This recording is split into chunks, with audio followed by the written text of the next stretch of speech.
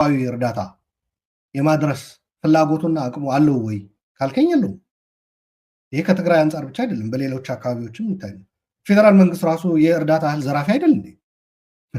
ምንድን ነው የምናወራው እንዴ? በትግራይ ውስጥ በነበሩበት ወቅት እኮ የእርዳታ እንቅስቃሴ በማገት ብሎክ በማድረግ ከፍተኛ ቁጥር የነበራቸው የፌደራል መንግስት ሻዕቢያና የአማራ ኃይሎች ነበሩ። ኢንፋክት ቲዲኤፍ አንድ ነበረች። በዩኤን ኦቻ የወጣ ሪፖርት ነው በነገራችን ላይ ይሄ ሪፖርት እየጠቀስኩ ያለሁት ሎካል ሪፖርትም አይደለም። ከተዋናዮቹ ተሳታፊዎቹ በተግባር ላይ የሚሳተፉ አካላት ወይም ከነሱ ጋር ተዛማጅነት ያለው ተቋም ያወጣው ሪፖርት አይደለም እየጠቀስኩ ያለሁት። የተባበሩት መንግስታት የዩኤን ኦቻ ሪፖርት ቲዲኤፍ አንዴ ብሎክ አድርጓል ይላል። የአማራ ኃይሎች የሻዕቢያ ከፍተኛው ነው፣ የፌደራል መንግስትም እንደዚሁ አስቀምጦ ሪፖርት አውጥቷል።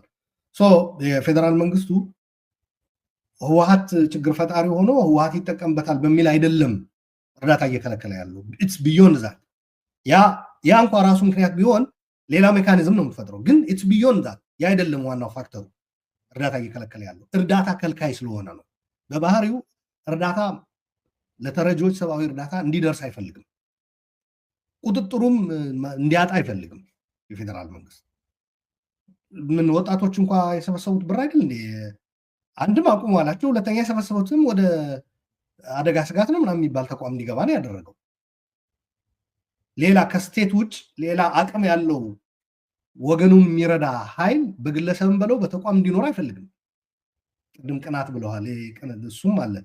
ታዋቂነት፣ ተፈላጊነት፣ ፖፑላሪቲ ሲኖረ አሁን በዛች ሀገር በጣም አስቸጋሪ ነው። እኔ አንዳንድ ጊዜ ቀጣዩ ጠቅላይ ሚኒስቴር ቀጣዩ ፕሬዚዳንት የሚባል ነገር የሚያደርጉ ሰዎች ሳይ አረ በእንትን ነው የምለው፣ አረ ተው እንደዛ አይነት ቀልድ ይቅርባችሁ ነው የምለው። 10 ቢሊዮን ዶላር ወጥቶ ቤተመንግስት በሚገነባበት ሀገር መቼም ተገንብቶ ለሌላ ለመስጠት አይደለም። አንዱ ትልቁ ችግር እኮ ያገሪቷ ያለ ወይም አቶ ልደቱ ጋሽ ልደቱ እንደሚለው ኧረ እናንተ ሰዎች ካልጠነከርን ይሄ ሰውዬ ቤተመንግስቱ ሊኖርበት ይላል። እንደ ባለፈው ግራ ቢገባኝ እንደ ጋሽ ልደቱ ሰርግ ሊደግስበት ነው እንዴ ታዲያ የሚሰራው ብዬዋለሁ። ባለፈው ቢጨንቀኝ ይገባበታል። ለምን ብትለይ ታውቃለህ፣ የኢትዮጵያ ህዝብ ፕሮፌሰር መረራ ይመስለኛል የተራበ ህዝብ መሪዎቹን ይበላል። ከዚህ በላይ ከጦርነቱም ከምንም በላይ ኢኮኖሚው እያንገበገበው እያቃጠለው እየለበለበው ነው። ግን ይሄ የተራበ ህዝብ መሪዎቹን ይበላል የሚለው ምናልባት ፕሮፌሰር መረራ ለሌላ ህዝብ በዓለም አቀፍ ደረጃ በፖለቲካል ሳይንስ ቲዮሪ ላይ ነው የተማረው። የኢትዮጵያ ህዝብ በሚል ብንተካው ግን እንደዛ አይሆንም። የተራበ የኢትዮጵያ ህዝብ መሪዎቹን ይበላል ሳይሆን የተራበ የኢትዮጵያ ህዝብ ተመስገን ከዚህ የከፋ አታምጣ ብሎት ጥፍ ብሎ መተኛት ነው። ሆዱን እያከከ ነው። እኔ እንደውም አሻሽዬው የተራበው ኢትዮጵያ ህዝብ ጥፍሩ ነው የሚበላው መሪውን አይደለም። ምን ልልህ ፈልጌ ነው፣ ይሄ የእርዳታና የረሃብ ጉዳይ ከተነሳ አይቀር ረሃብ ያለው በአንድ አካባቢ አይደለም። በተለያዩ የተፈናቃይ ካምፖች በሀገሪቷ ያሉበት ረሃብ አለ። የትግራይ የከፋ ነው። ኦፍኮርስ 146 አይዲፒ ካምፕ ባለበት ክልል ኦልሞስት ትግራይ እኮ ሞገስ የአይዲፒ ማዕከል ማለት ይቻላለች። አይዲፒ የሌለው ከተማ የለም በነገራችን ላይ ትግራይ ውስጥ። አሁን ከምዕራብ ትግራይ የተፈናቀሉ አድግራት ላይ አሉ፣ ሽረ ላይ አሉ፣ አክሱም አሉ፣ አድዋ አሉ፣ ተንቤን አሉ፣ ሀገረ ሰላም አካባቢ ወደ መቀለም ሰባካሪ የሚባል በጅብ ሁላ ህፃን የተበላበት እዚያ አለ። የዚህ እኔ ትልቁ መፍትሄ ዓለም አቀፉ ማህበረሰብ ማወቅ ያለበት እየረዱ መቀጠልም ስለማይቻል ወደ ቀያቸው መመለስ ነው። በነገራችን ላይ እነዚህ ተፈናቃዮች ሀብት የነበራቸው ንብረት የነበራቸው ናቸው። ወደ ቀያቸው ወደ ሀብት ንብረታቸው ቢመለሱ አይደለም ለራሳቸው ለሀገርም አቅም የሚሆኑ ናቸው፣ ሸክም አይደሉም። እነሱን መመለስ ነው መፍትሄው። ይሄ በእርዳታና በረሃብ ጋር ተያይዞ ቲፒኤልኤፍ የሚነሳበት እንትን በፊት ቲፒኤልኤፍ ቢያንስ የህዝብ ካለቀ እኔ አልኖርም የሚል ቲፒኤልኤፍ ነበረ በነመለስ በደርቅ ጊዜ ቪዲዮ ታስታውሰዋለህ፣ በእንግሊዝኛ ያደረገው ማለት ነው። አሁን ያለው ህወሓት ደግሞ የነ ደብረጽዮን የነ ፈትለወርቅ እኛ ከሌለን አትኖሩም የሚል ነው። ህዝቡ ከሌለኛ ዋጋ የለንም የሚል ህወሓት ቀርቶ እኛ ከሌለን እናንተ የላችሁም። በነገራችን ላይ አንድ ድርጅት እዛ ደረጃ ላይ እዛ ዝቅጠት ላይ ከደረሰ አንድን ህዝብ ካለኔ መኖር አትችልም፣ እኔ ከሌለው ትበታተናለህ፣ በግልጽ የህወሓት ቃል አቀባይ ወጥቶ የተናገረው ነው ሰሞኑ። ህወሓት ከሌለ የትግራይ ህዝብ እድሉ መበታተን ነው ብሏል። የአንድ ድርጅት እኮ በዚህ ብቻ እንዳይኖር መደረግ አለበት። አንድ ድርጅት እኮ መኖሩ የሚመሰገነው የሚታወቀው የሚከበረው በአንድ ህዝብ ውስጥ የሱ መኖር ትርጉም ያለው ነገር ሲሆን ነው እንጂ ይሄ ህዝብ እኔ ከሌለው ይበተናል ካለ ያ ድርጅት ይህ ሁሉ ዓመት የኖረው እድሜውን በዜሮ አባዝቷል ማለት ነው። ድርጅቱ የታጋይ መለስ ቃለ ምልልስ ይሄ ነው። እስቲ እንየው። There is no point in fighting if the people are finished. This is the saddest time in my life. I have seen many desperate times, but none of them is as desperate as this one. ይሄኛው ነው አይደል? ያ እና ይሄ የትግራይም ትልቁ አሁን ቶፒክ ይሄ ስለሆነ ሞገስ በጌታቸው አስታከን ብናነሳውም ቲም ትልቁ ልንወያይበት ያስቆም ጉዳይ ይመስለኛል ብዬ አስባለሁ። ይሄ የረሃብ ጉዳይ፣ ይሄ የመኖር የህልውና ጉዳይ ህወሓት አሁን ምን አድርጎታል? ገልብጦታል። መለስ ያለው ትግሉ መቀጠል ምን ትርጉም የለውም፣ ምክንያቱም የምታገለት ህዝብ እየሞተ ነው። ስለዚህ የኛ ትግልም እኛ መኖርም ያበቃል እዛ ላይ ህዝቡ ከሌለ ነው። ህወሓቶች አሁን እያሉ ያሉትን የነ ደብረጽዮንና የነ ፈትለወርቅ ህወሓት ደግሞ ገልብጦ ይሄንን እኛን ጠብቁን፣ እኛን ቀልቡን፣ እኛን እንድንኖር አድርጉ፣ እኛ ከሌለን መሪዎቹም ፓርቲውን ከሌለ ህዝቡ ይበተናል አይኖርም የሚል ነገር ነው። አረ እንዳውም እንጂ ወደ በጣም ከለጠጥከው እኛ ከሌለን የእናንተ መኖር ትርጉም የለውም ነው ሎጂካል ኮንክሉዥን እኮ ኤግዛክትሊ። ስለዚህ አንድ ድርጅት ጥሩ ስራ የሚሰራው የሚለው በነገራችን ላይ ድርጅት ብቻ አይደለም፣ ግለሰብ፣ መሪ፣ ተቋም አለ፣ ስርዓት አለ፣ ህግ አለ። እኔ ኖርኩም አልኖርኩም ግለሰብም በለው ፓርቲም ህዝቡ ይቀጥላል የሚል ፓርቲ ከሆነ ነው አንድ ፓርቲ ዓላማውን ተልእኮውን አሳክቷል የሚባለው። ፋክት ፓርቲዎች እኮ ይከስማሉ። ለምሳሌ በየደረጃው በየስቴጁ እኮ ከስመው ወይ ጠቅላላ ያቆሙ ካሁን በኋላ የለሁም ያሉ ወይም ደግሞ በሌላ ራሳቸውን ሪብራንድ አድርገው ይመጣሉ። እና የትግል ወቅት የነበረው ህወሓት ያ ስቴጅ መክሰም ነበረበት። ያ ህወሓት ስሙም ምኑም ሁሉ ነገሩ ታሪኩም እዛ ላይ ያለው ማለት ነው ለሚውዚየም መሰጠት ነበረበት። የሆነው ግን ምንድነው? ወደ ምርጫ ቦርድ ሄደና ተመዘገበ፣ ፓርቲ ሆነ። ከዛ ሚውዚየም ላይ ከሚቀመጠው ቁሳቁስ እየተበደረ የሚበላ ያንኑ ታሪክ እንትን እያለ ምንድነው መመንዘር ነው የሚባለው፣ እየመነዘረ ከዛ እየተበደረ ራሱን ሰርቫይቭ የሚያደርግ ከዛ ደግሞ ህዝቡን ደግሞ የሚያስፈራራ እኔ ከሌለው አንተ አትኖርም። የትግራይ ህዝብና ህወሓት አንድ ነው። በትግራይ ውስጥ መንግስትም ፓርቲም መንግስትም ህዝብም ህወሓት ነው። 50 ዓመት ሙሉ ህወሓቶች ምን አቺቭ አደረጋችሁ ብትላቸው ፖለቲካሊ ትግራይን ህወሓት የማድረግ ብሔረ ትግራይን ብሔረ ህወሓት የማድረግ ስራ ነው የሰሩት። ከዛ ውጭ ትግራይ ሊጠቅም የሚችል አቅም ያለው ሰው እንኳን ራሱ በትግራይ ውስጥ እንዳይኖር ነው ያደረጉት። ኢንፋክት ቅድም ያልኩ የተጠያቂነትና የፍትህ ጉዳይም ከዛ አንጻር ነው ያሉት። እንዴ እኛ ማናቀው ከኛ ቁጥጥር ውጭ የሆነ ለትግራይ ህዝብ የሆነ ጥሩ ነገር ያስገኘ በሚዲያም በለው በአድቮኬሲም በዲፕሎማሲም በሌጋል ስራዎችም ከሆነ ከኛ ውጭ ሌላ ፍጡር ለትግራይ የደረሰለት ሊባል ነው። በነገራችን ላይ 8 ወር እዛ ቆላ ተንቤን የወረዱ ጊዜ በሰራነው ስራ ደስተኞች አልነበሩ። እዚህ ውጭ ባደረግነው እንትን ደስተኞች አልነበሩ። ምንድነው ጀግናማ ትግልማ የኛ ነው የሚል ኢቭን ቲዲኤፍ በኋላ ላይ ኢንፋክት ጌታቸውም እዛ ላይ ሜሳፕ ያደረገው አንዱ ትልቁ ችግር ከጦርነቱ ጋር ከአጀማመሩ ጋር አመራሩ ፌል ካደረገበት ጋር አያይዞ አጠቃላይ ሬዚስታንሱን አንድ ላይ ደምሮ ነው የመጣው which is wrong። ኢንፋክት እነ ጌታቸው ወድቀው ጌታቸውም ማይሰልፍ ኢንክሉድድ እያለ ነው የሚናገረው በነገራችን ላይ በእያንዳንዱ ንግግር ጸጸትም ቅርታም ያደረገው እሱ ነው ከህወሓት መሪዎች። ሌሎቹ ይቅርታ እንዲጠየቁ ህወሓት በባህሪው ይቅርታ ጠይቀኝ ነው የሚለው እንጂ አጥፍቻለሁ ይቅርታ አድርጉልኝ አይልም። እና ከዚህ ከቲዲኤፍ ጋር በተያያዘ ወጣቱ ጉዳዩ ህዝብ የሚያልቅበት የሚጨፈጨፍበት ተዘግቶ የሚራብበት መሆኑን ሲያውቅ እናቶችና ልጃገረዶች የሚደፈሩበት መሆኑን ሲያውቅ ወደ ትግል ወጣ። ያ ቲፒኤልኤፍ እንደ ስጋት ነው ያየው ያንን ኃይል ሊበትነው ይገባ ነበር፣ በተነው። ሌላ አቅሞችም በተነ የትግራይ። ሰው ከዚህ ከረሃብና እርዳታ ጋር በተያያዘ ቲፒኤልኤፍ ከቁጥጥር አንጻር ነው የሚያዩ። አንድ እነዚህ ድንኳኖች ወይም የእርዳታ ቦታዎች ቲፒኤልኤፍ የሚያያቸው እዛ ውስጥ ራሱ ገብቶ ራሱን የሚያክምበት ተቋም አድርጎ ነው የሚያያቸው። ለምሳሌ የዚህ የህፃጽ ረሃብና እንትን ፈንቅሎ ከመውጣቱ በፊት ሞት ቲፒኤልኤፍ እኮ ከተፈናቃዮች በሬና እህል ተረከብኩ ብሎ ዜና ይሰራ ነበር። ኢማጂን ከተፈናቃዮች ነው የምልህ። ከተቀረው የትግራይ ህዝብ እንኳን ራሱ ከተፈናቃይ ውጭ ያለው ራሱ መሰብሰብ ኃጢአት ነው። በዚህ ጊዜ ስለምናውቀው ነው ያለበት ሁኔታ። ተወው ከተፈናቃይ ማለት ነው። ከተፈናቃይ ድንኳን ለዛውም በሬ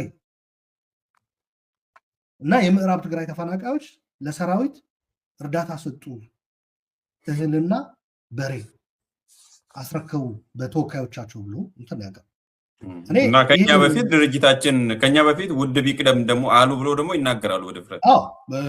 ሁለቱም ብለዋል። ተፈናቃዩ እኮ የሚለን ሁሌ ስናናገረው መጀመሪያ ድርጅታችን ትዳንልን ሁሌ የሚለን ያ ነው። መመለሱ ምኑም ከዛ በኋላ ይደርሳል። እኔ ተፈናቃዩ ተጠይቆ እንደዚህ ያለበት መድረክ እኔ አላውቅም። አረ ቢሉ ራሱ ደፍሮ እንዴት ይናገራል? ቢሉ ራሱ እንዴት እንደዚህ ይባላል? ቢሉም ራሱ እንደዛ አይባልም። ግን ከተፈናቃዩ ውስጥ ካድሬ ያላቸው አስተዳደር አለ። የምዕራብ ትግራይ ተሰዶ ማለት ነው ኤግዛይልድ አስተዳደር ወደ ተቀረው የትግራይ አካባቢ የመጣ ይህ ካድሬና ይህ አስተዳደር ድንኳን ውስጥ አይኖርም። በመዋጮው ከጊዜያዊ አስተዳደሩን በሚመደብ በጀት ምዕራብ ትግራይ እኮ በጀት አለ። ለትግራይ የሚሰጠው በጀት በክልል ደረጃ ምዕራብ ትግራይም ይወስዳል። ሰራተኛ አለው፣ አስተዳደር አለው፣ ምን አለው፣ ተፈናቅሎ ነው እንጂ አለ። እነዚህ ሰዎች አንድም መመለሱ ይፈልጉታል ወይ? አይ ሪሊ ዳውት። ሁለትም ድርጅት ካልዳና እንመለስም የሚሉት እነዚህ ሰዎች ናቸው። ሶስትም በተፈናቃይ ስም እርዳታ ሰጠን የሚሉት ከዛው እየቸረፈሱ ከበጀቱም ከነሱ የሚኖሩበት የተደላደለ ኑሮ የሚሰጥ ነው የተፈናቃይ ተብሎ ተፈናቃዩን ስም በማጥፋት አገልግሎት እየዋለ ያሉ። እነዚህ ነገሮች እየሆኑ ያሉት ደግሞ የአማርቲያ ሴን የፕሮፌሰር አማርቲያ ሴን የኢኮኖሚክስ ኖቤል ተሸላሚ እና የሃርቫርድ ምሁር ረሃብ የአስተዳደራዊ ብልሹነት ውድቀት ውጤት ነው ብሎ ነው የሚያስቀምጠው። እሱን ነው የሚያስታውሰን። በተለይ የትግራይን ጉዳይ የቲፒኤልኤፍን ጉዳይ አዘ ኬዝ ስተዲ ካመጣን ደግሞ በደንብ አድርጎ ይገልጸዋል። ምሳሌ እንውሰድ። ትግራይ ውስጥ የሪሶርስ ችግር የለም እንዳየኸው። እንዲያውም ረሃቡ ተደብቆ ነበረና ሲወጣ ከዚህም ከዛም ተረባርቦ እኮ ዩኒቨርሲቲዎች ሳይቀሩ እኮ እህል ዱቄት ምናምን አድርሰዋል።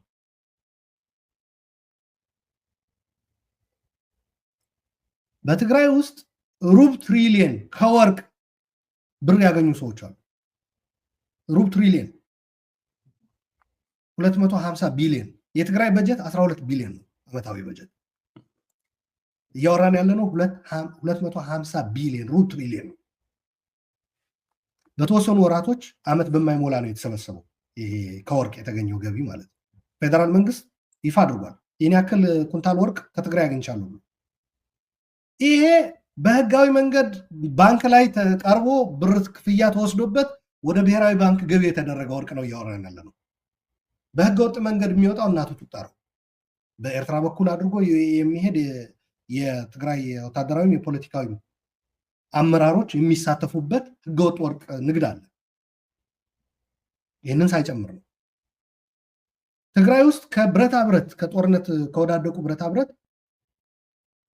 ከታንክ ከመድፍ ከምናምን ወዳደቁ ሽያጭ የከበሩ ሰዎች አሉ። ጠርታቸው የማይሰሙ በብርና በእንትን ጆሮአቸውም አንጎላቸውም የተደፈነ ማለት ነው። ባለፈው ቁራሌዎች ትግራይ ውስጥም ቁራሌዎች አሉ ያልካቸው ማለት አሉ። ኤግዛክትሊ። ስንዴ የእህል እርዳታ ይዘረፋል። ሌላ ከ12 ቢሊዮን የትግራይ በጀት 8 ቢሊዮን ለሰራዊት ነው የሚመደቡ። ይህ 8 ቢሊዮን ሰራዊቱ ጋር ቢደርስ ኖሮ ሰራዊቱ ራበኝ ብሎ ሰልፍ አይወጣም ነበር። የሆነ ቦታ ላይ እየታነቀ ነው ከላይ ማለት ነው። ሰራዊቱም ሰልፍ ሲወጣ ይናገር የነበረው ንግግሮች ካያቸው እንደዛ ነው የሚለው። ቀለብ ከመጣልን ስንት ሳምንታት ሆነ፣ እስኪ ያደረኩት ጫማ የለበስኩት ጫማ እስኪ ይሄ ልብስ እኮ ከቀየርኩት ስንት ዘመኔ ነው ብሎ የሚናገር ወጣት ነው ያለው። አንተ የ80 ዓመት አዛውንት ነህ፣ ፊትህ ምን ይመስላል ይኸው አለው ጀኔራል። እኔ በ20 ዓመቴ ምን መስያለሁ? የ8 ቢሊዮን ተከፋፍሎ እየተራኮቱ እንትን እያሉበት ነው። ሰራዊቱ ጋር እየደረሰ አይደለም። ቀለብ ይዘረፋል ከሰራዊት። የታችኛው ካድሬው ምኑ ደግሞ በነገራችን ላይ ያስተዳደር ካድሬዎች በዚህ በሰራዊት እንትን ውስጥ አሉበት። በእርዳታ ለተፈናቃዮች አስተዳደር ውስጥ አሉበት። ፋክት ጌታቸውን ብራድ ሸርማ ምንድነው ያለው? እየሰረቃችሁ ነው ብቻ ብሎ አላቆመም። አይ ኢንቨስቲጌት እያደረግን ነው እኮ ተጠያቂ እናደርጋለን ምናምን ብሏል። የት እንደደረሰ የአድራሻው አይታወቅም። አሁን ጌታቸውም ለቆ ሄደ፣ ተጠያቂነትም አልመጣም። ተጠያቂነት እናሰፍናለን ምናምን ብሎ ተናገረውና ብራድ ሸርማ ምንድነው ያለው? አይ ካሁን በኋላማ እርዳታው ራሳችን ነው የምንሰጠው ነው ያለው። የራሳችን ሰዎች መድበን የራሳችን መዋቅር ዘርግተን ነው ተደራሽ የምናደርገው ብሎ መለሰለት። ትግራይ ውስጥ እርዳታ ሰጪ ካድሬ ነው። በኋላ ላይም ከመንግስታዊ ከወታደራዊ እንትን ከፖለቲካዊ አመራርም መዋቅርም ወጥቶ በነዚህ በኤንጂኦዎች በነዚህ በሲቪክ ማህበራት ምናምን የሆነ አንድ ማህበር አለ ትግራይ ውስጥ የነዚህ የሲቪክ ማህበራት ስብስብ አክሶት ነው ምናምን የሚባል አሶሲዬሽን ኦፍ ሲቪክ ሶሳይቲስ ኢን ትግራይ ነው መሰለኝ ካልተሳሳትኩ። በእነሱ በኩል ጭምር በማስተባበር ለመስጠት ነው የሲአይዲ ሞከረው። ምክንያቱም እነዛ እየዘረፉት ነው። ትግራይ ውስጥ ሰው ይሸጣል። ኤርትራውያን በዋናነት በዶላር ማለት ነው፣ $1000 ነው የሚሸጡ። ትግራይ ውስጥ የሪሶርስ ችግር አይደለም ያለው ልፈልጌ ነው። በዘረፋም በለው በምንም በለው አቅም አለ። ችግር የሆነው ምንድን ነው? እነዚህን ሪሶርሶች በሚገባ ከዝርፊያና ከስርቆት ጠብቆ በተገቢው መልክ ማኔጅ አድርጎ ህዝቡ ወደ ረሃብ ከመግባቱ በፊት ከመሞቱ በፊት ረሃብ የሚባል ራሱ እንዳይከሰት በማድረግ ትክክለኛ የአደጋ መከላከልና የዝግጁነት ስራ በመስራት በማዳረስ ወደ ረሃብ አድጎ የምግብ እጥረቱ ማለት ነው ሰው እስኪሞት ድረስ ባለመፍቀድ ስራ መስራት ይቻል ነበር። የአማርቲያ ሴን ፌመን ቲዮሪ እዚህ ላይ ነው የሚመጣው። ሰነፍ መሪዎች ጸረ ዲሞክራሲ የሆኑ አምባገነኖች ባሉበት ግን እነዚህ ስራዎች መስራት አይቻልም። እርዳታ የሚሰጡት እነሱ ራሳቸው ናቸው። እርዳታውን ሲሰጡ ለቁጥጥር በሚያመቻቸው መልኩ ነው። በማዳየትና ህዝቡ በሆዱ በመያዝ ነው፣ በማስራብ ጭምር ነው። የጠገበ ህዝብ ጥጋቡ ላስችል ብሎት እላያችን ላይ ይነሳብናል ብሎ በሆዱ ነው የሚቆጣጠሩ። ስለዚህ በእንደዚህ አይነት ህብረተሰብ በእንደዚህ አይነት አካባቢ አገር ተቋማት ባሉበት ረሃብን ማስቀረት አይቻልም። ረሃብ ኢንፋክት የነዚህ ስርዓቶች በስልጣን የማቆያ አንዱ ስልት ነው፣ ራሳቸውን የሚያስቀጥሉበት። ይሄ ሌላው የሎርድስ ኦፍ ፖቨርቲም ታውቀዋለህ፣ የግራሃም ሃንኮክ መጽሐፍ ከእርዳታ ድርጅቶች እና ከእርዳታ ጋር በተያያዘ ነው ያ መጽሐፍ እና ስርዓቶች እርዳታ እንዴት እንደሚመዘብሩ ነው የሚያሳየው።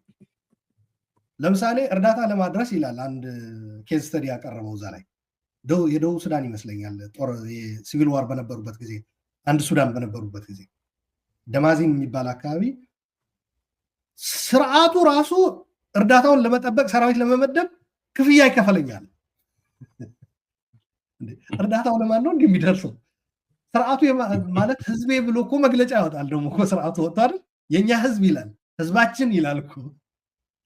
ዓለም ረድቶ ለጋሾች በሰጡት እንትን ለማድረስ ጥበቃ እንዳይዘረፍ ማለት ነው ጥበቃ ብሎ እንትን አለና ምንድን ነው ያደረገው? ግን ነዳጅ የመኪናም ጭምር ክፈሉኝ ብሎ ጥበቃም እንትን ተመድቦለት ከዛ እርዳታውም ከመዘረፍ አልዳንም። ምክንያቱም ራሳቸው ዘረፉት። እርዳታ ጭኖ የሄዱት መኪኖች መመለስ ስለነበረባቸው ባዶም ለመመለስ ነዳጅ ያስፈልጋቸው ነበር። ከተዘረፈው እርዳታ የተረፈው ሸጠው ነዳጅ ገዝተው እርዳታ ሳይደርስ ተረጂውም እህል ሳያገኝ ነው ተመልሰው ይመጡ። እዛ መጽሐፍ ውስጥ ያለ ነው የምነግርህ። የትግራይን በከፊል በደንብ ነው የሚገልጸው። አሁን ያለውን የትግራይን አድሚኒስትሬሽን በደንብ የሚገልጸው ነው። በሚኒስኬል ጥሩ አድርገህ ነው የሄድክበት አሉላ። አንድ ነገር ሳንረሳ ከዚህ ሳንወጣ አንድ ጥያቄ ስላለኝ ነው ከዚህ ከቃለ ምልልሱ ጋር ተያይዞ ሌላውን አንድ ሁለት ጥያቄዎች አሉን፣ በዛ እናበቃለን። ከጌታቸው ቃለ ምልልስ ላይ አንዱ በጣም አነጋጋሪ የሆነው የተያያዙ ናቸው። የሽግግር መንግስት ጉዳይ አለ። በዚህ ላይ አቶ ከእስር ቤትም ሆኖ አቶ ጀዋር ማስጠንቀቂያ ምክርና ማስጠንቀቂያ ያዝደል ነገር ሰጥቶን ነበረ። ከሸኖ እንዳትሻገሩ ብሎናል የሚል ነውና አንደኛ ከሽግግሩ ጋር ተያይዞ አንተ በግል ኢንቮልቭ አድርገሃል ወይ? ሁለተኛ ስለዚህ ጉዳይ ምን የምትነግረን ነገር አለ? እንግዲህ አሁን ኢን ሂንድሳይት ወደ 3 ዓመት 2021 ነው ጊዜው ነው ማስታወሳለሁ። ተመልሰ ስታስታውሰው አቶ ጌታቸው አንደኛ የዋሸው ነገር ይኖራል ወይ ከፋክት ጋር ተያይዞ፣ ሁለተኛ የዛ ሽግግር መንግስት ጉዳይ ምን ላይ ደረሰ? በማንና በምን ምክንያትስ ነው ፌል ያደረገው? ወደ ሽግግር መንግስቱ ጉዳይ ከመጣቴ በፊት ለጌታቸውም አጠቃላይ ለተመልካቾቻችንም እንዲሁም ለሁሉም አንድ ማሳሰቢያ አለኝ። ጌታቸው የቲፒኤልኤፍ አመራሮችን ይተች። ጦርነቱ አጀማመር ላይ የነበራቸው የነሱ የሚያውቀው እሱ እዛ ስለነበረ አመራር የሄዱበት ያጋልጥ። ባለመዘጋጀታቸው ምክንያት የትግራይን ህዝብ ለጨፍጫፊዎች አሳልፈው የሰጡበት ውድቀት ያጋልጥ። ህወሓት እንደ ፓርቲ እንደ መንግስትም ሆኖ የትግራይ ህዝብ ላይ የፈጸመበት ጥፋቶች፣ ክህደቶች ያጋልጥ። ችግር የለብኝም። ይሄ ሁሉ ሆኖ ህወሓት ፌል አድርጎበት የትግራይ ህዝብ አማራጭ አጥቶ ብቻውን እንደቀረ አውቆ ብቸኛው አማራጭ ሬዚስታንስ መሆኑ አምነው ወጣቶችን በውጭ ያለውም ዲያስፖራውን ጨምሮ ያደረጉት ትግል ማራከስ ግን ተገቢ አይደለም። ኢንፋክት በዚህ ዙሪያ ጌታቸውም ሌሎች ጓዶቹም ያበረከቱት ነገር ካለ ፌል ካደረጉ በኋላ ከወጡ በኋላ በረሃ ወጣቱ ተነስቶ ታገላለሁ ካለ በኋላ እዛ ላይ የሰጡት ያበረከቱት ነገር አለ ካለ መከበር አለበት፣ የእነሱንም ጭምር ማለት ነው። አይነው ህዝቡ ነው ያደረገው ሬዚስታንሱን፣ ትግሉን ከጨፍጫፊዎች ራሱን የማዳን ሙሉ ለሙሉ ከመጥፋት ራሱን የመከላከል ነገር ግን እነሱም እዛ ላይ በመሪነት ያበረከቷት እኔ አብዛኛው ውድቀታቸውን የሚበዛው ፋክት ወደ አነሳው ነጥብ የሚወስደን ይሄ ነው። ከዛ ከወደቁበት አንስቶ ህዝቡ አዋራቸውን አራግፎ ሰው ካደረጋቸው በኋላ የሄዱበት የፖለቲካና የዲፕሎማሲ ጉዞ ኢንፋክት በወጣቶች መስዋዕት የተገኘውን ድል በዜሮ በማባዛት ዋጋ አስከፍለዋል። በዚህ በሽግግር መንግስትም በለው በዚህ በቲፒኤልኤፍ የሄደበት የፖለቲካና የዲፕሎማሲ ስራ በወጣቶች መስዋዕትነት የተገኘ ዲያስፖራውም በትልቅ ተጋድሎ በሚዲያም በአድቮኬሲም በዲፕሎማሲም ያለው በህወሓት ስግብግብነት እንዲባክን የሆነውም ጭምር ይህንን ሁሉ ነው ባዶ ያስቀሩት ማለት ነው። እና ይህንን ባያራክሱ ጥሩ ነው። ለአቶ ጌታቸው ያለኝ ምክር ፐርሰናሊም ከሚዲያ በተጨማሪ ምነግረው ይህንን ሳገኘው ማለት ነው። የትግራይ ህዝብ አማራጭ አጥቶ ከዛ በኋላ እናንተ እሱ ፌለሩ ምኑ እናንተ ውሰዱት፣ የእናንተ ነው። ከዛ በኋላ ግን የተደረገው ትግል ግን ህዝቡ ራሱን ለማዳን ያደረገው ማንኛውም ህዝብ ሊያደርገው የሚገባ የተከበረ ሳክሬድ የሆነ ተግባር ስለሆነ ባያራክሱ ጥሩ ነው ባይ ነኝ። አሁን ወደ አነሳው ፖይንት ልምጣ። ትግራይ አመራሮቹ ፌል አድርገው ሳይዘጋጁ ጦርነት ውስጥ ገብተው ተዘጋጅተናል እያሉ እየዋሹ ማለት ነው። ከዛ በኋላ ተገቢ የሆነ አመራር ባለመስጣታቸው ደግሞ እውር ድንብርቸው ወጥተው ሸሽተው ህዝቡን ለአውሬ ልትለው በምችል ደረጃ ከሁሉም አካባቢ የተሰባሰበ በጥላቻ የተነዳ ኃይል ትግራይ ውስጥ ገብቶ ያሻውን ነገር ዘረፋውም፣ መድፈሩም፣ ግድያውም፣ ጅምላ ጭፍጨፋውም፣ አስራቡም፣ ንብረት ማውደምም ሲፈጽም እነሱ አልነበሩ። ይሄ ሁሉ አንገሽግሾት ህዝቡ ታግሎ ያመጣውን ውጤት ወደ ፖለቲካዊም ዲፕሎማሲያዊም የመቀየር ነገር እንደምታውቀው ተራ ተዋጊ ሊያደርገው አይችልም። አመራር ነው ይህንን ማድረግ የሚችለው። ይህንን በተገቢው በሰዓቱ ባለማድረጋቸው ምክንያት ነው የሽግግር ሂደት ተብሎ የተሞከረው ነገር የተጨናገፈው የሚል ግምገማ ነው ያለኝ። በወቅቱ እኔ እዚህ ነኝ። ዲያስፖራውን ሞቢላይዝ በማድረግ በማምራት ሚዲያ ተቋምን በመምራት ሪሶርስ ሞቢላይዝ በማድረግ የዲፕሎማሲ ስራ በመስራት ፕሮቴስቶችን ኦርጋናይዝ በማድረግ ከሌሎች የትግራይ ተወላጆች ጋር ሳትፍ ነበር። በዚህ ወቅት ቲዲኤፍ መሬት ላይ ድሎችን እያስመዘገበ ወደ ሰሜን ሸዋ ገሰገሰ። እንደምታውቀው ደብረ ብርሃን፣ ደብረ ሲና አካባቢ ደረሰ። ህወሓቶች ይሄ ነገር እንጨርሰዋለን፣ አዲስ አበባ መግባት እንችላለን የሚል አቋም ያዙ። ወደ አዲስ አበባ ለመግባት ግን መሰራት ያለባቸው የፖለቲካና የዲፕሎማሲ ስራዎች አሉ። ህወሓት እንደ ህወሓት ሆኖ ሊገባ አይችልም። የኢትዮጵያ ህዝብም ዓለም አቀፉ ማህበረሰብም ተረባርቦ ገፍቶ በተለይ በዋናነት ምዕራባውያን ያስወጡት ኃይል ተመልሶ እንዲገባ ይፈቅዱለታል ወይ ነው የኔ ግምገማ። ከጠየቀ ያ ነው፣ አይፈቅዱለትም ነው። በዛ ላይ ህወሓት መቀለም ላይ ገብቶ መንግስት ነኝ ከማለቱ በፊት ራሱ ማድረግ የነበረበት ስራ ጭራሽ በከፋ መልኩ አዲስ አበባ ላይ ሲያደርገው ልቀበለው አልችልም። ቶና አዲስ አበባ የተለያየ ፍላጎትና የተለያየ እንትን ያለበት ሀገራዊ የሆነ ፖለቲካል ላንድስኬፕ ላይ በትግራይ እንኳ በራሱ ኮንስቲቱዌንሲ ህወሓት ወደ መንግስትነት ስልጣኔ የክልላዊ ስልጣኑ ማለት ነው ተረክቤያለሁ ከማለቱ በፊት ምን እናደርግ፣ መቀለ ልንገባ ነው ያካሄድነው ትግል እንደምታውቁት በእኛ ትግል ቢመራና መቀለም ብንይዝ በዛው ምንቀጥል ምንም ችግር የለውም። እሱማ ገና በ2 ሳምንት ነው፣ በ3 ሳምንት ላይ እኮ አበቃ፣ ተሸነፍን፣ በረሃ ወጣን። ከዛ በኋላ ትግሉ የመራው በውጭም በውስጥም ወጣቱ ዲያስፖራው ከተለያዩ የፖለቲካ ድርጅቶች አጠቃላይ ትግራዋይ ነው እና ለዚህ የሚመጥን የሽግግር ሂደት ውስጥ መግባት አለብን። ለዚህ የሚመጥን ተቋማት ወደ መገንባት ቲዲኤፍም በዚህ መልኩ ልናጠናክረው ይገባል፣ የሁሉም ትግራዋይ ሆኖ። ስለዚህ ህወሓት መራሽ ሳይሆን ሌላ የፖለቲካ ቻርት አድርገን እንግባ ማለት መቻል ነበር። ወደ መቀለ ነው የምልህ፣ ወደ መቀለ ነው። ይሄ አላደረጉም። ይህንን ተሞክሮ ሪፕሊኬት ለማድረግ ነው የሞከሩት ወደ አዲስ አበባ። አሁንም ህወሓት ሆኖ ነው የአዲስ አበባን በር ማንኳኳት የጀመሩ። መቀለ ላይ እንደምንም ያው እዛ የነበሩት በኋላም ላይ ከነሱ ጋር ነን ብለው እጃቸው ያወጡ ከኮር በላይ የሚባሉት ያኔም ጀኔራሎች ሆኖ መቀለ ሲገቡ ዲፈንድ ነው ያደረጓቸው። ሰራዊቱ እንዴት ይሁን የሚል ጥያቄ ማንሳት ጀመር። ህወሓት ነው ወይ አሁን የሚመራው? ሰራዊቱ የህወሓት ነው ወይ ምናምን ስንል ወጥተው ትግራይ ቴሌቪዥን ላይ መግለጫ ሰጡ። 5 ጀኔራሎች ህወሓት ነን አሉ በግልጽ። አንዳንዶቹ አሁን ስህተት እንደነበረ የሚያምኑ አሉ፣ አንዳንዶቹ በዛው የቀጠሉ አሉ። ከኮር በላይ ሆኖ እጃቸው ያወጡ። ይሄ ትልቅ ብለንደር ነበር፣ ትልቅ ስህተት ነው። መቀለ ላይ እንደዛ ልምምዱ ቢጀምሩት ኖሮ ይሄ ከህወሓት ውጭ፣ ምክንያቱ ትግሉ የህወሓት አልነበረም። የደረሰውን ችግር እንደ ትግራይ ነው። ለዛም እንደ መፍትሄ የቀረበው ትግል ሬዚስታንስ የትግራይ ህዝብ ነው። ስለዚህ ይህንን ፕሪዘርቭ የማድረግ የማስቀጠል ትተው አሁንም ህወሓትንን መሪ የሚል ያዙ። ይህንኑ ወደ አዲስ አበባ ይዘው መሄድ ፈለጉ። ይሄ የዓለም አቀፉ ማህበረሰብ ሊቀበለው እንደማይችል እናቅ ነበር። እኛንስ ናቁን እንበል። ያው የራስ አለመስማት ያበሻ ችግር አይደል? ነጮችን እና ምዕራባውያንን ግን ይሰማሉ የሚል እንትን ነበረን። አልሰሙ። ዋጋ ደግሞ ከፈሉ። የትግራይንም ህዝብ ዋጋ አስከፈሉ። እዚህ ላይ የጄፍሪ ፌልትማን ሮል እዚህ ላይ ነው የሚመጣው።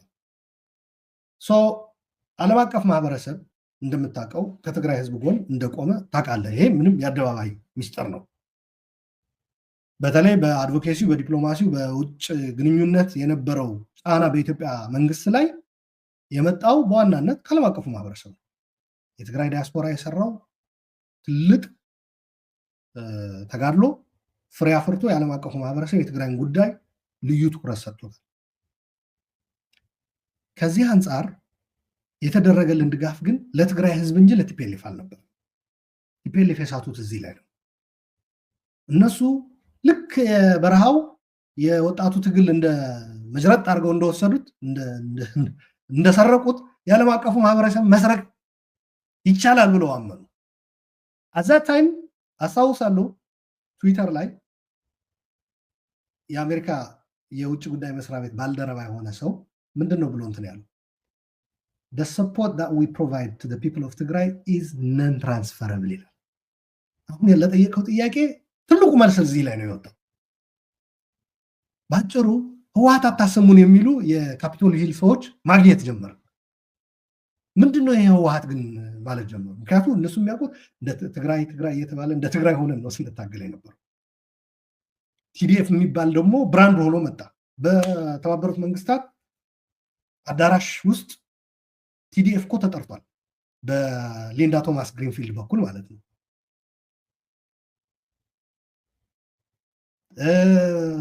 ቲፒኤልኤፍ ማርች እያደረገ ነው ተብሎ አይደለም ሲነገር የነበረው፣ ቲዲኤፍ እየተባለ ነበር ወደ ዋና ከተማዋ የትግራይ ኃይሎች። ከዛ ቲፒኤልኤፍ የሚለው ቃል ብቅ ማለት ጀመረ። ይሄ ለእኛ ለትግራይ ህዝብ ብለን ለታገልነው ፓርቲ እንጦርጦስ ይውረድ ከፈለገ ላልነው መርዶ፣ ለህወሓቶች ደግሞ እጅግ የሚጣፍጥ የጆሮ ውስጥ ሙዚቃ ሆኖ መጣላቸው። ምክንያቱም እነሱ ቲዲኤፍ የሚባለው የትግራይ ወጣት ዲያስፖራ የሚባለው የትግራይ ወገን፣ ሌላም የትግራይን ህዝብ የሚወድና የሚደግፍ ዓለም አቀፉ ማህበረሰብ ጨምሮ ረስቷቸው ነበር፣ ተረስተው ነበር። ቲፒኤልኤፍን የመረሳት የሚያክል ዱብዳ መርዶ የለም ለቲፒኤልኤፍ። እና ይሄ መረሳት እየበረታ እየሰፋ ከሄደ የትግራይ ህዝብም በመቀለም ራሱ ስናልፍም ዞር ብሎ የሚያየን ሰው ላይኖር ይችላል። ኢንፋክት የሚያዋጣው ለእነሱ ያ ነበር። ምክንያቱ በድላችኋል፣ አጥፍታችኋል፣ በወንጀል እንጠይቃችኋለን፣ ዘርፋችሁናል ምናምን የሚል ሰው አይኖርም፣ በነፃነት ይኖሩ ነበረ። ቀስ ብሎ ከፖለቲካል እንትኑ ምንድነው የሚባለው፣ ፖለቲካል ሲን ምንድነው የሚባለው በአማርኛ ምን እንደሚባል አላውቅም፣ እይታ ነው ከፖለቲካው መድረክም በለው መድረክ፣ ያ ከመድረኩ ዞር ቢሉ ይሻል ነበረ ለነሱ። በዛ ላይ የትግራይ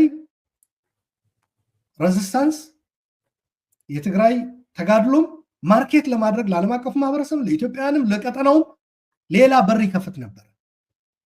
ራሱን ሪብራንድ ያደረገ በተለየ መልኩ ጉዳዮችን ለማየት ቲፒኤልኤፍ ኢህአዴግ ሆኖ የነበሩ ስህተቶች የትግራይ ተደርገው በመሳላቸው የደረሰው ውድመትና ጥፋት በሚያክም መልኩ ኢትዮጵያውያንን በሚያሳምን የቀጠናው ህዝቦችን በሚያሳምን መልኩ ሌላ አይነት የፖለቲካ እንትን መፈጠር ነበረበት። ቲፒኤልኤፍ ወዝና ሬዲ ፎር ዚስ። ያደርጉ የነበሩት ምንድነው? ህወሓት ሆናችሁ ሂዱልን ነው። በውጭ ያለውም ሰው ህወሓት ወክል ሄድ። ጭራሽ ምን አመጡ? የትግራይ የሆነ ካውንስል መሰረቱ። እኛም አናውቀው። የካውንስሉ መሪ ካልተሳሳቱ አምባሳደር ብርሃነ ገብረ ክርስቶስ ነበረ። ህወሓቱን ወክሎ ሄዶ ናሽናል ፕሬስ ክለብ ሮይተርስ የዘገበው እነ የሆኑ ድርጅቶች የተገኙበት ፈረመ። የችግር እንትኑ ማለት ነው። ኖሞር የሚባለው ቀልጧል ደግሞ በዛ ላይ ኖሞር የሚባል ደግሞ አብይ የኤምባሲ ስራ ያዋጣኝም ከትግራይ ዲያስፖራዎች ተሞክሮ ወስጄ ኤምባሲ ዘግቼ ብሩን በቃ ለአድቮኬሲ እና ለዲፕሎማሲ ይሄ የሚያደርጉት ፕሮቴስት ላይ ምናምን ላይ እዛ ላይ ኃይለኛ እንትን ካምፔይን ሰራ። ሻዕቢያ ደግሞ በዋናነት እዚህ ላይ ውጭ ያሉ ወጣቶቹን አሰማራ። በዚህ ዙሪያ ትዊተር ነሽ ምንድነሽ ስልጠና ተጀመረ በኢቲቪ የትዊተር አጠቃቀም ምናምን የሚል ኤምባሲ ጋዜጣ ሲያነብ የሚውል ብር የሚፈጅ ዶላር እየበላ የሚኖር 30 ኤምባሲ አዘጋል። ጋዜጣ ለማንበብ ማዚ አዲስ አበባ ሆናችሁ በሞባይል ነው በላፕቶፕ ዲፕሎማሲ ስሩ አላችሁ። ብሩ ወደ ሌላ እንትን አዘዋወሩ። ኤምባሲ አዘጋን። በነገራችን ላይ የትግራይ ዲያስፖራ ትግል ኤምባሲዎችን እስከማዘጋት ነው የደረሰው። ኢቭን በካፒቶል ሂል ስንሄድ የቶና ኢትዮጵያዊ ፌሎ ኢትዮጵያን የሌላ ብሔር ተወላጆች ምንድነው ተአምር ነው የሰራችሁት የሚሉን ነገር እንደተጠበቀው ነው። ካፒቶል ሂል ስንሄድ ይሉን ነበረ፣ ይነግሩን ነበር። በጣም የሚገርም ስራ ነበር የተሰራው ሞገስ። ይህንኑ ጠቅልሎ አንድ ባስኬት ውስጥ አስገባና በአንድ ሰውዬ ተወክሎ ኢንቨሎፕ አድርገው ናሽናል ፕሬስ ክለብ ላይ ተፈራረሙ። ህወሓት ነን ብሎ እኔ ቲዲኤፍ ቢሉት እና አንድ ወጣት ቢሉክ እኮ ከዳያስፖራ ፕሮቴስት ሲጮሁ የሚውሉ ሜጋፎን ይዘው የሚውሉ እዚህ ተወልደው ያደጉ ልጆች አንዷን ቢሉክ እኮ በደንብ አድርጉ። በነገራችን ላይ ኦነግን ወክሎ የኦሮሞ ነፃነት ሰራዊት ማለት ነው ኦላን ወክሎ የተገኘ ልጅ የ20 ምናምን ዓመት ልጅ ነበረ። ከብርሃነ ጋር ጎን የፈረመ ማለት ነው። እዚህ ያደገ ልጅ ነው። ሃይስኩል አብሮት የተማሩ ልጆች አውቃለሁ። እዚህ የትግራይ ልጆች ዋቆ ማለት ነው። ኦዳ ተርቢ አይ ቲንክ ሂዝ እንትን ነው መሰለኝ ምንድነው የሚባለው ቅጽል ስም ነው ምናምን ትዊተር ላይ ነው። የኦላ የህዝብ ግንኙነት የዓለም አቀፍና የህዝብ ግንኙነት እንትን ነው ወኪል ነው። ዋቆ ያኔ እዛ ሄዶ ፈረመ። እና እኔ ምንድነው ያልኩት በወቅቱ አምባሳደር ግን ልጁን እንኳን ቢልክ ጥሩ ነበረ። ልጅ አለችውና ልጁ ጎበዝ ናት ቢልካት እሷ ብትፈርመው ጥሩ ነበረ ነው። እዚህ ያሉት የህወሓት ደጋፊዎች ስነግራቸው ይሄ ነገር ከህወሓት እየወጣ ይሄ ልጅ ይሄ እዚህ የሚያደርገው ትግልም እዚህ የሚያደርገው የሚዲያ አመራርም ወደ ሌላ አቅጣጫ እየሄደ ነው። ስለዚህ እንስበረው፣ ሚዲያውም ይሰበር፣ እዚህ የሚደረገው ትግልም ይሰበር፣ ሰውየውም አብሮ ኢንዲቪዥዋሉ መሰበር ካለበት አብረን እንስበረው ወደሚል ከዛ በቀፋፊ ንግግርና በእንትን ሚዲያውም ምኑም እየተጠቀመ ሄደ። ከዛ የትግራይ ደረጃ የህወሓት ደረጃ ሆነ። ህወሓትም ወደ ቦታው ተመለሰ። ትግራይም ህወሓት ሆና ቁጭ አለች። ይሄ በአዲስ አበባ ግን እንደዛው ህወሓትም ራሱ ሆኖ ዝግጁ ናቸው ወይ? በቲዲኤፍ ራሱ ቢሆን እሱ እኮ ነው ወደዛ ልመጣልህ እኮ ነው። ይሄ ቀፋፊነቱ እኮ ምስሉ ኢሜጁ ምኑ ብቻ ሳይሆን አቅምም 83 ሲገባ የነበረ ህወሓት ኢህአዴግ እኮ አደራጃጀቱም ያለፈ ምስልም እንትን የለውም። 83 ደግሞ ኢትዮጵያ የነበረችበት ሁኔታ እና ዓለም አቀፉ እንትን የተለየ ነው። ያ ብቻ አይደለም፣ ያ ኬፓብል የሆኑም ሰዎች ነበሩት። ቢያንስ እነመለስ ሌሎችም የተሻሉ ነበሩ። መለስም በኋላ 93 ጠራርጎ ከማበራሩ በፊት እሱን ሊፎካከሩ የሚችሉ አቅም ያላቸው የትግራይ ተወላጆች አብረውት አመራር ላይ ነበሩ። አሁን ያለው ህወሓት ምንድነው ካልከኝ ቅድም የነገርኩ ሚዲያዎችና እንትኖች ፈትለወርቅ የምታደራጅበት ጽህፈት ቤት ነው ያለው። የ10 ዓመት የትግራይን ሊያሸጋግር የሚችል ፕሮግራም ስትራቴጂ የታለ ፖሊሲ የታለ ብትል የሚቀርብልህ እገሌ ፕሬዚዳንት ከእድሜ በታች ህፃናት አቅርበውለት መጠጥ እየጋበዙትን እየሸወዱት ነው ብሎ የሚናገር ህወሓት ነው ያለው። እገሌ ጀኔራል ሚስቱ ተወስዳበት የለ እሷን ያስመልስ ምንድን ይሄ ምንድን ነው የሚጠቅመን? እንደ ትግራይ ካልክን ምንም አይጠቅመንም። ምን ያደርግለታል? የትግራይ ህዝብ ባዶ ሆድ ነው ያለው። አሁን በዚህ ምንድን ነው የሚጠቀመው? ምንም። ስለዚህ ህወሓት የሳብስታንስ መሆኑ የሀሳብ መሆኑ ቀርቶ የእንደዚህ አይነት ሰዎች መሰባሰቢያ ሆነ። ጠላ ቤት ያለው ጌታቸው እዚህ ላይ ነው የሚመጣው። ተራ ስድቦች፣ ተራ ዘለፋዎች፣ ስም መጠፋፋት። ይሄ ተይዞ አይደለም አዲስ አበባ ለመቀለም አይመጥንም። እውነት ነገር ኖሞር ደግሞ ጦፎ ስለነበረ አሜሪካኖች ትንሽ እሱን ነገር ሲያዩ ትንሽ እንትናል This is not about Prime Minister Abiy. This is not about his government. Beyond that, ኢትዮጵያን ቲፒኤልኤፍን አይወዱትም። አንዱ የመጣው ከዛ ጄፍሪ ፌልትማን ጫና ውስጥ ገባ። ጄፍሪ ፌልትማን ለዚህ ጉዳይ መልስ የሰጠው የት ላይ መጥቶ ቢሆን ጥሩ ነው? ኢሳት ላይ መጥቶ ነው መልስ የሰጠው። ይሄ ኖሞሩም ኢትዮጵያዊ ነኝ ባዩም አንድነቱም ምኑም እምብርቱ ላይ የሚገኝበት ቦታ ላይ መጥቶ ነው መልስ የሰጠው። በእንግሊዝኛ ምንድን ነው ያለው? ቲፒኤልኤፍ አይገባም ወደ አዲስ አበባ ነው ያለው። ነገሯቸው በግልጽ አንድም እዚህ የምታደርጉት ሰልፍ ምንም ቀዝቀዝ አድርጉት። ቲፒኤልኤፎችም ይህንን አውቃችሁ ረፍ። ፌደራል መንግስት ወይም ለመደራደር ተዘጋጅ፣ እስረኞችን ፍታ። በዚህ መሀል እስረኞች በማስፈታቱ ንግግሮች ነበሩ። በዛ አጋጣሚ የተጠየቁ እስረኞች ነበሩ በነ ጄፍሪ ፌልትማን በኩል ማለት። ይሄ ጌታቸው የሆነ የትግራይ ሰው ከሆነ የኦሮሞ ሰው ጋር የተገናኘ ነው። ዲፕሎማቶች ናቸው ግንኙነቱን ሲያደርጉት የነበሩት እንጂ ጻድቃን በየትኛው ስልክ አድርጎ ነው ወደ ጃዋር የሚደውለው? ጃዋርስ ቤት በኩል ነው ጻድቃን የሚያገኘው? ግን ምንድነው የጃዋር ሀሳብ የጻድቃን ሀሳብ ሊኖር ይችላል። ግን እነዚህ ሰዎች እነዚህን ይወስዱና ከህወሓት ውጭ የተሻለ ነገር ከትግራይ ይወስዳሉ። ለውስጥ የተጋባው ፌደራል መንግስት ደግሞ ምን ቢያደርግ ነው ጥሩ የሚሆነው የሚለው ደግሞ እስር ቤት ላይ ካሉ ፖለቲከኞች ይወስዳሉ። እስረኞችን መፍታት የሚለው ነገርም ያኔ ሀሳቡ መጣ ረገብ ለማድረግ። ሌላም ነገር ማንሳት ይቻላል። ነገራችን ላይ ይሄ ጦርነት ባስቆም ወደ ድርድር ብገባ መጀመሪያ ላይ የሚነሱብኝ ይሄ ሁሉ ሰብስቤ ኖሞር ምናምን እያልኩ ተንስሎ የነበረ የአማራ ኃይልና ሻዕቢያ ነው።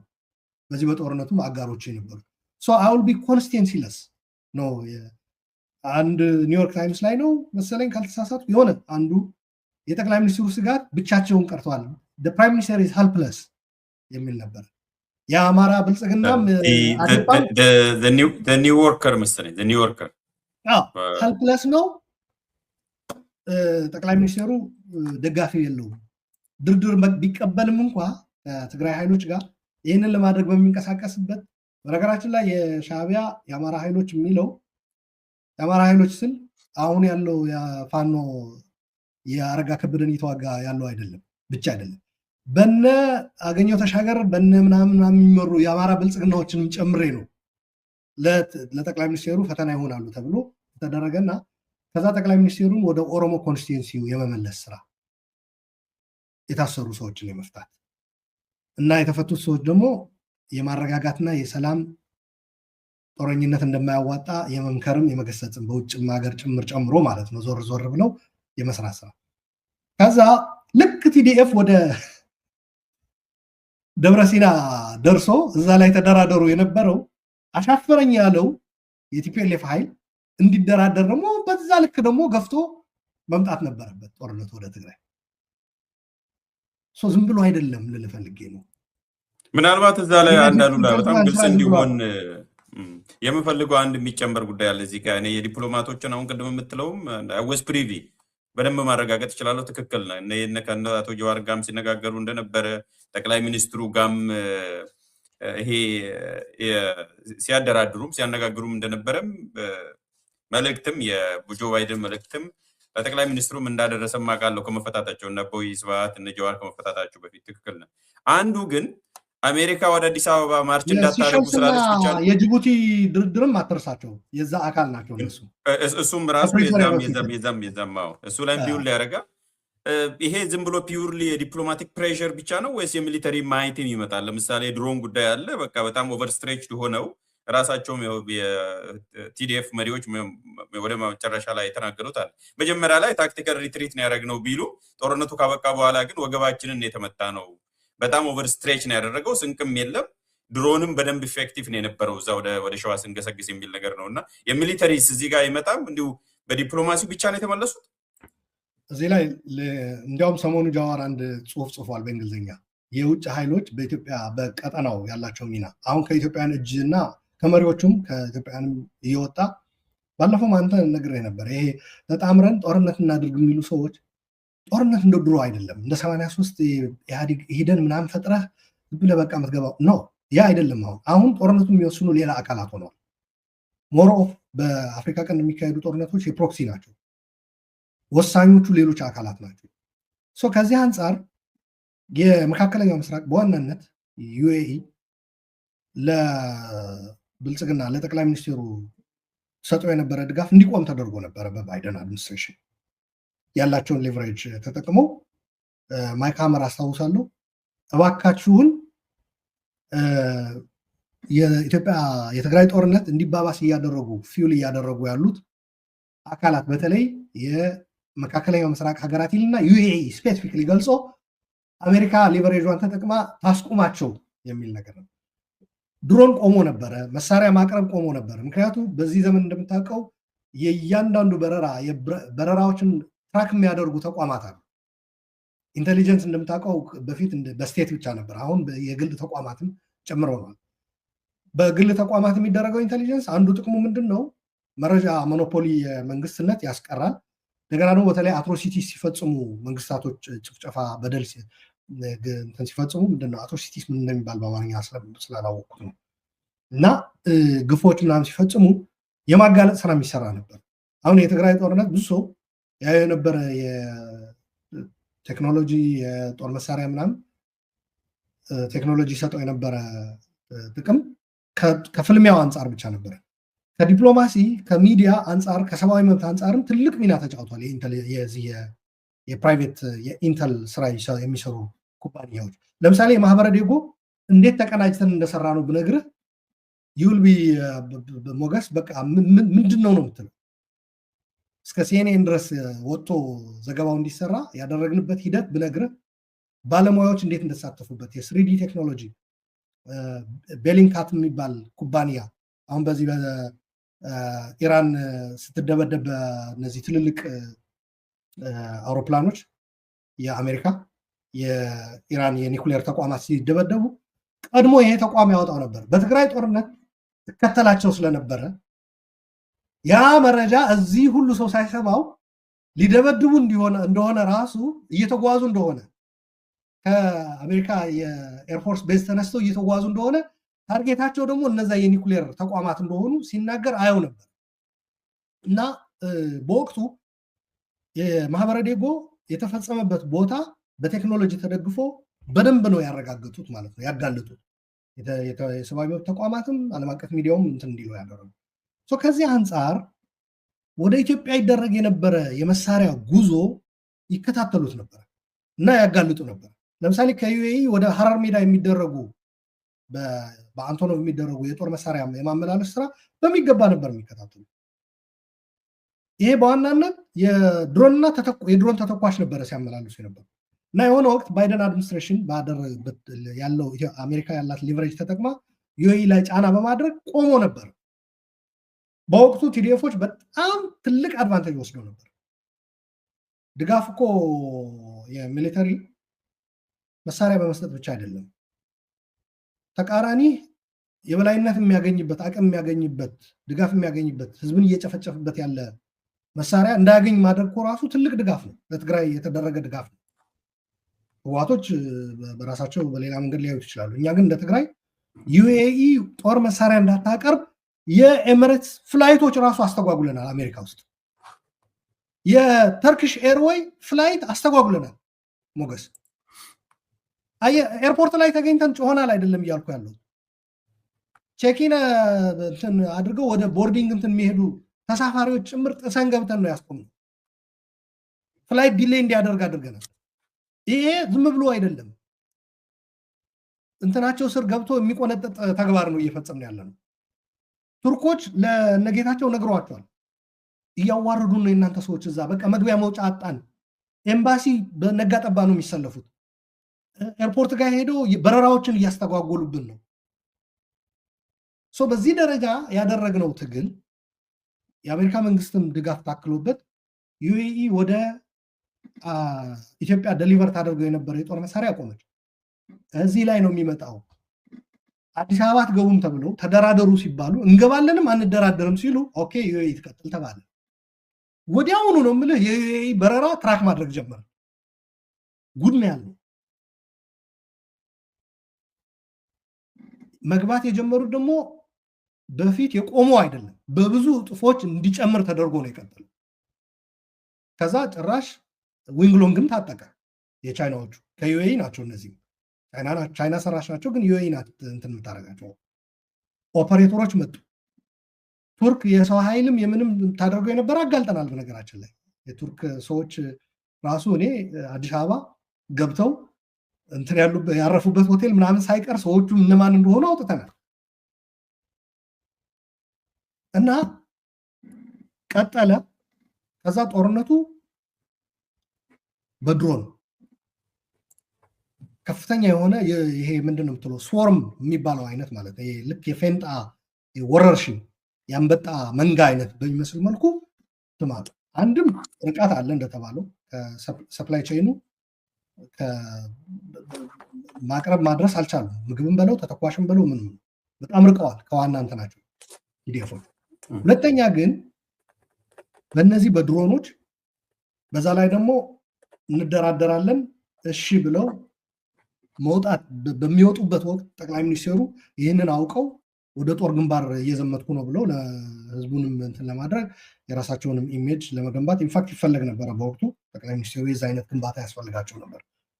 ሄደው ጦርነቱ እንዳሸነፉ አድርጎ ምስል እንዲሰራላቸው ተደረገ።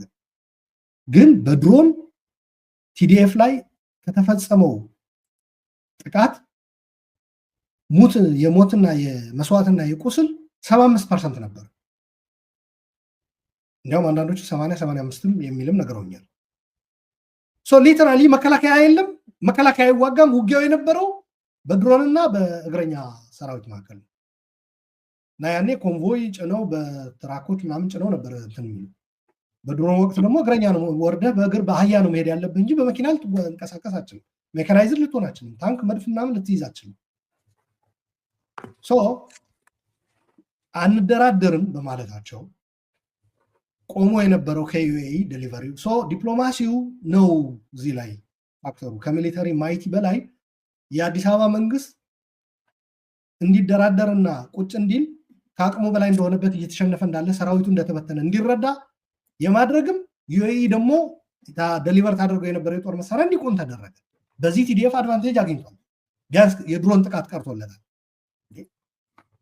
ሰራዊቱ እኮ ሸዋሮቢት ላይ ሬንጀሩን ጥሎ ክላሽ ሸጦ ሲቪል ልብስ ክላሽ በጣም ረክሶ ነበር ያኔ አማራ ክልል በ100,000 ነበር የሚሸጠው ክላሽ ያኔ በ2,000 ብር ይቸበቸብ ነበር ክላሽ ሸጦ ታክሲ ሞልቶ እኮ ፎርቶ መጋል ይሄ ላይ ያለው አለ አይደል ዕቃ የሚቀመጥበት እዛ ላይ ሆኖ መከላከያ ያመልጥ ነበር ጠቅላላ ነው ኮላፕስ ያደረገው የጃዋር መጽሐፍ ላይ ይሄ ወጥተህ እንፈታለን ወጥተህ ህዝቡን አረጋጋ የሚለው ሰራዊቱ እየተበተነ ነው የሚል ነገር አለው ጽሁፉ ላይ ካየው በጣም ኃይለኛ እንትን ውስጥ ነበር የገቡት ግን የአሜሪካ መንግስት ዩኤኢ ላይ አድርጎት የነበረ እቀባ ዴሊቨር እንዳያደርጉ የጦር መሳሪያም ድሮንም ተተኳሽም ለቀቁት የሁለቱም ጥምር ነው የዲፕሎማሲ እና የሚሊተሪ የባትል ፊልድ ሌቨሬጁ የሚነጣጠል አይደለም ነው ሁለቱም አብሮ ነው ቲዲኤፍ ጫንቃ ላይ ተጭኖ አዲስ አበባ እንዲገባ አይፈልጉም ነበር አሜሪካኖች ነው ሲምፕል ነው እንዲያውም አንዳንዶቹ ኢትዮጵያኖችም አይፈልጉም ፎር ዛት ማተር እንዳልኩ ማንም አይፈልግም ነበር እሱ ታዲያ እሱ ውስጥ ግምት ውስጥ አስገብተው እኮ ነው ኢትዮጵያኖችም አይፈልጓችሁም እኮ ነው አንዱ የተቸገሩት እኮ አሜሪካኖች ዓለም አቀፍ ማህበረሰብ እናንተ ተመልሳችሁ አሁን በኢትዮጵያ ዝም ብሎ ባልካናይዜሽን ነው የሚፈጠረው ዝም ብሎ መጨፋጨፍ ነው የሚሆነው እናንተም ጥሩ አይደለም እዛ ለሚኖር ህዝባችሁም አዲስ አበባ ላይ ያለው የትግራይ በተለያዩ ክልሎች ያለው የትግራይ ተወላጅም ጥሩ አይደለም በዛ ላይ ኃይለኛ ፕሮፓጋንዳ ይሰራ ነበር በብልጽግናዎች የሆነ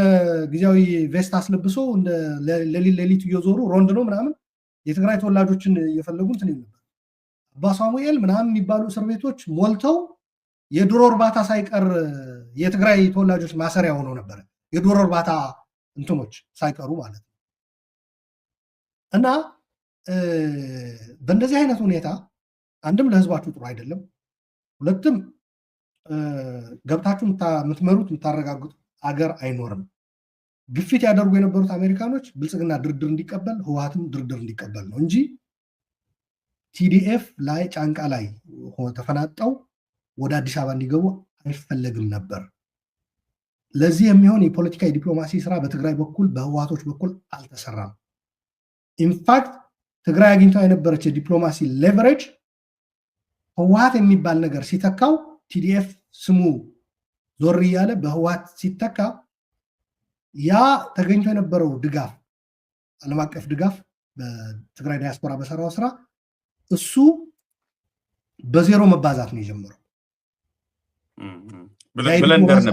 ብለንደር ነበር ትልቅ የፖለቲካና ስትራቴጂ ብለንደር ጀፍሪ ፌልትማን መጥቶ ኢሳት ላይ ነው የተናገረው እኮ ነው ያልኩ ኢትዮጵያን እኮ ነው አድሬስ ያደረገው ኢሳት ላይ ሲናገር ለአሜሪካ ህዝብ እኮ አይደለም ለዓለም አቀፉ ህብረተሰብ ለእንግሊዝኛ መጥቶ አይሆንም ቅድምም ያልኩ ትዊተር ላይ የተጻፈው the support that we provide to the people of Tigray is non-transferable ምን ማለት ነው የህወሓት መሪዎች ይህንን መረዳት የሚችል እንኳን ጭንቅላት የላቸው ለእናንተ ያደረግነው ድጋፍ የለም ነው እየተባለ ያለው ካደረግነው ድጋፍ የፖለቲካል ሳይድ በቃ የኮ መልሱ ግልጽ ነበር የፖለቲካል ሳይድ ያልያዝንም በዚህ ጦርነት እኛ የትግራይን ህዝብን የደገፍነው ነው እናንተን ወደ አዲስ አበባ መልሶ ከተነቀላችሁበት መልሶ የመትከል ስራ ለመስራት አይደለም በዛ ዙሪያ የለንም ነው ቲዲኤፍ የሚባል ተቋም እናውቃለን ይህ ተቋም ደግሞ የአንድ ድርጅት እንዳልሆነ እናውቃለን የተለያየ የትግራይ የአይዲዮሎጂ ልዩነት ያላቸው ጭምር በፊት ከህወሓት ጋር ጸብ የነበራቸው ጭምር ሳይቀሩ በዚህ ተቋም ውስጥ እንደተካተቱ ያውቃሉ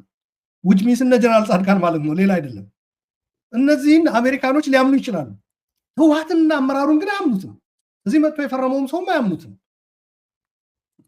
ከኢትዮጵያውያን ጋር መስራት አይችሉም ከዛ በኋላ ደግሞ ሌላው ችግር ለአሜሪካኖች የሚፈጠርባቸው ደንቀራ እንዴት ብለን ነው እናንተን ሚኒስቴር አምባሳደር ሆናችሁ ካሁን በፊት ሲሰሩ የነበራችሁና ብዙ ጥፋት አጥፍታችኋል ተብላችሁ በኢትዮጵያ ህዝብ የተጠላችሁ ሰዎች እንዴት ብለን ነው አሁን ህወሓት በነገራችን ላይ ከዛ ህመሙ አልተላቀቀም አሁን አብይ በሚፈጽመው ብልጽግና የሚፈጽመው ግፍ መናፈቅ ጀምረናል ናፍቆት ውስጥ ገብቷል የኢትዮጵያ ህዝብ አመለካከቱ በእኛ ላይ ተቀይሯል አሁንም እንችላለን ሻቢያ ጌታቸው ያነሳው የፋኖ የሻቢያ ምናምን የሚለው እዛ ላይም እኔ ጌታቸው ስላላለው አይደለም እዛም ስተታል እዛ ላይም አሁን ያኔ ደብረሲና ደርሰን የፖለቲካና የዲፕሎማሲ ስራ ስላልሰራን ነው አሁን ይሄ እየሰራን ነው ብሎ ያስባል የሚደረገው መጣመር ምንም ይሄ ስራ እየተሰራ አድርጎ ነው የሚወስደው ኖ አይደለም ያ አይደለም ብልጽግና መታገል አብይን ከስልጣን ማስወገድ አንድ ነገር ነው ህወሓትን ግን እንደ ተቀረው ኢትዮጵያዊ አይደለም ጥምረት ውስጥ አስገብተህ እንደ ትግራይም አይሆንም ነው እያልኩ ያለው። እንደ ትግራይ ማይሆን ተባነሳ ያሉ ላይ መጨረሻ እናርገው እንደው እንኳንም አነሳ ያሸጋግረናል። መጨረሻ ጥያቄ የተቃውሞ ጎራውም የሚመለከት ስለሆነ ዝርዝሩን እንመለስበታለን በሌላ ፕሮግራም ራሱን አስችሎ፣ ግን ከዚህ ጋር የሚሄድ ጥያቄ ስላገኘው ነውና መንግስትን መጣል ህልም ነው የሚል አቶ ጌታቸው አንስቷል። ጌታቸው ብቻም ሳይሆን ሌሎቹም ያነሳሉ። አሁን የተቃውሞ ጎራ በቃ ተበቱናል፣ ተፈራርሷል፣ ሉቄት ሆኗል፣ ቢሰባሰቡ ምንም ለውጥ አያመጡም፣ በተለይ በጦር መሳሪያ መንግስትን መገልበጥ አሁን ህልም ሆኗል የሚል ማለት የሚነገር ነገር አለ። ኦልሬዲ ትሩይዝም የሆነ በጣም ሁሉም ሰው ሪሳይክል የሚያደርገው ጉዳይ ነውና ምንድን ነው እዚህ ላይም ሪፍሌክት እንድታደርግ ነው። አሁን የተቃውሞ ጎራ እንግዲህ ህዝባዊ እምቢተኝነት ላይም የተሰበሰበ አለ፣ በሰላማዊ መንገድ በምርጫም የተወሰኑ አሉ። ምንድን ነው የፊውቸር የተቃውሞ ጎራ እጣ ፈንታ ምን ነው የሚሆነው ታዲያ በዚህ ሜስ ውስጥ ማለት ነው? በዚህ ሚስት ውስጥ አንድ ሳረሳው በዚህ ከድሮን ጋር በተያያዘ ነገራችን ላይ የድሮን ስወርሙ ወረርሽኝ ምንድን ነው መንጋ ነው የሚባል የዩኤኢ የቻይና ምናምን የዩኤኢ የቱርኪ ብቻ አይደሉም ከጅቡቲ ተነስተው ደውደዋል ሁላ የሚሉ ሰዎች አሉ። በአመራር ደረጃ ከጅቡቲ የአሜሪካ ጦር ሰፈር አለ አይደል? እዛ ድሮን አላቸው፣ ድሮኖች አሏቸው ለአልሸባብ ለምናምን ተብለው የታሰቡ ማለት እዛ አካባቢ ለሚንቀሳቀሱ እና ቲዲኤፍን ደብድበዋል ይባላል አሜሪካኖች ራሳቸው።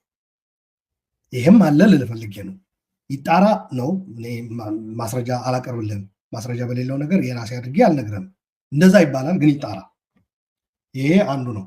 ሌላኛው ህወሓቶች ግን አንዱ ይሄ ትንታኔ አሁን የነገርኩ አይቀበሉትም። ራሱ ይሄ ህወሓት በቃ ተጠልቷል፣ አሜሪካ ህወሓትን ስለማትደግፍ ስለማትፈልጋችሁ ምናምን የሚባለው ውሸት ነው። እንደዛ አይደለም ነው የሚሉት ለደጋፊዎቻቸው ሰብስበው፣ ዲያስፖራውን በተለይ አይደለም ሌላ ነው የወደቀ ነው እንጂ በዛ አይደለም ይላሉ። በግልጽ እኮ እዚህ ካፒቶል ሂል እኮ ይነግሩን ነበረ። ምንድነው አሁን ተጣምራችሁም ይሁን በትግራይም ይሁን ምንድነው ማድረግ የምትፈልጉት? የኢትዮጵያ ጉዳይስ ምንድነው ማድረግ የምትፈልጉት የሚለው ነገር። በነገራችን ላይ የኢትዮጵያ ጉዳይ የራሱ ጉዳይ የሚለውም ነገርም ትልቅ ስህተት ነበረ። እሱም ሌላኛው ስህተት ነው። ስርዓቱን እናስወግደዋለን ከዛ በኋላ ግን የሚለው ነገር እሱም ትልቅ ስህተት ነበረ። አላልንም ነው የሚሉት፣ ውሸት ነው ነው የሚሉት። እሱም እኛ ስርዓቱን አስወግደን ኢትዮጵያ ከፈለገች ትበተን አላልንም ነው የሚሉት። ኦልተርኔቲቭ ያቀረቡት ነገር በሌለበት ታዲያ ምን ሊሆን ይችላል? ለብልጽግና ኦልተርኔቲቭ ሊሆን የሚችል ከህወሓት ውጭ የሆነ ሌላ ጥምረት ካልፈጠር ሶ ሁዝ ጎይንግ ቱ ራን ኢትዮጵያ ለእንትን ነው it would become an open field basically open field ይሆናል። ቀደም ባልካናይዜሽን ያልከው እዚህ ውስጥ ነው የሚመጣው። ምናምን ቻርተር እንደዚህ የሽግግር ምናምን ሞክረን ነበረ ምናምን የሚባለው ነገር አድርገው ሊሆን ይችላል። but it was too late. It was a joke to be honest። ግን እኔ ያው እንትን እንድትል ነው እንጂ የተሰባሰቡ ሰዎችም ኔቸሩም ገና እኮ እንትን ተባለ መብላቷን ሳታውቅ ደጋግማ እጇን ባጃክስ ታጠበች ድሮ እንደምንለው እንደዛ አይነት ነገር ነው የሆነውና ተመዳድበው ፕሬዚዳንት ላይ ሁሉ ነው የተጣሉት የሚለው ጌታቸው በኮንፊደንስ ነው ሲያወራ የነበረው የሚያውቀውን ያነበበውን ስለሆነ አንተም ያው ትረዳለህ ብዬ ዞሮ ዞሮ ኦልተርኔቲቭ አልነበረም። ስትራቴጂካሊ ፌለር ነው የነበረው በሚለው እንቋጨው። ሶ የተቃውሞ ጎራስ የተቃውሞ ጎራ አሁን የተቃውሞ ጎራ ከዚህ ራሱ ምን ይወስዳል?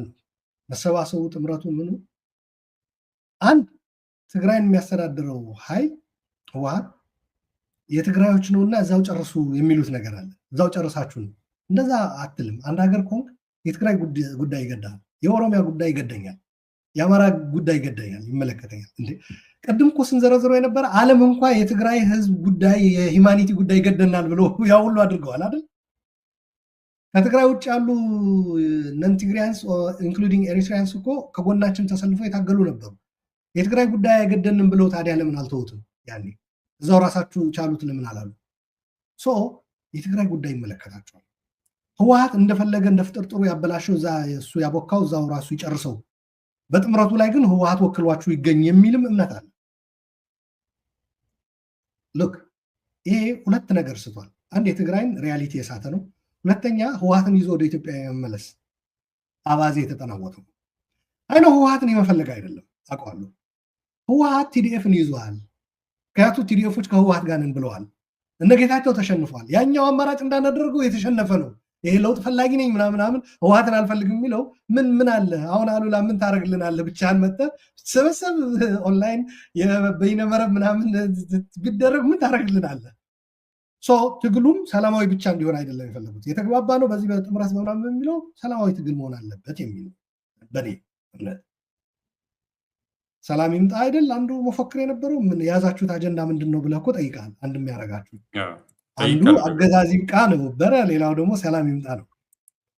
እና ቲዲኤፍ እንዲዋጋ ህወሓት ተፈላጊ ኢቭል ነው ማለት ነው፣ ነሰሰሪ ኢቭል ነው እንጂ ህወሓትን የመፈለግም አይደለም። በጥምረቱ ላይ በነገራችን ላይ ከትግራይ በባሰ ህወሓትን አምርረው እንትን የሚሉ ሰዎች በሚደረገው መጣመር እንዳሉ አውቃለሁ። አንዱም አሻሽለነዋል የሚሉት እኮ የፖለቲካ የዲፕሎማሲ ስራ እኛ ፓፔት ለመሆን አይደለም፣ ኢህአዴግ እንደፈጠረው አይነት ህወሓት በዛ ገብተን የሙርከኛ ስብስብ ይዞ እንደዛ አይደለም ይላሉ። ህወሓትን አይ እንደ በፊቱማ አታደርግም ሊሉት ነው ማለት ነው።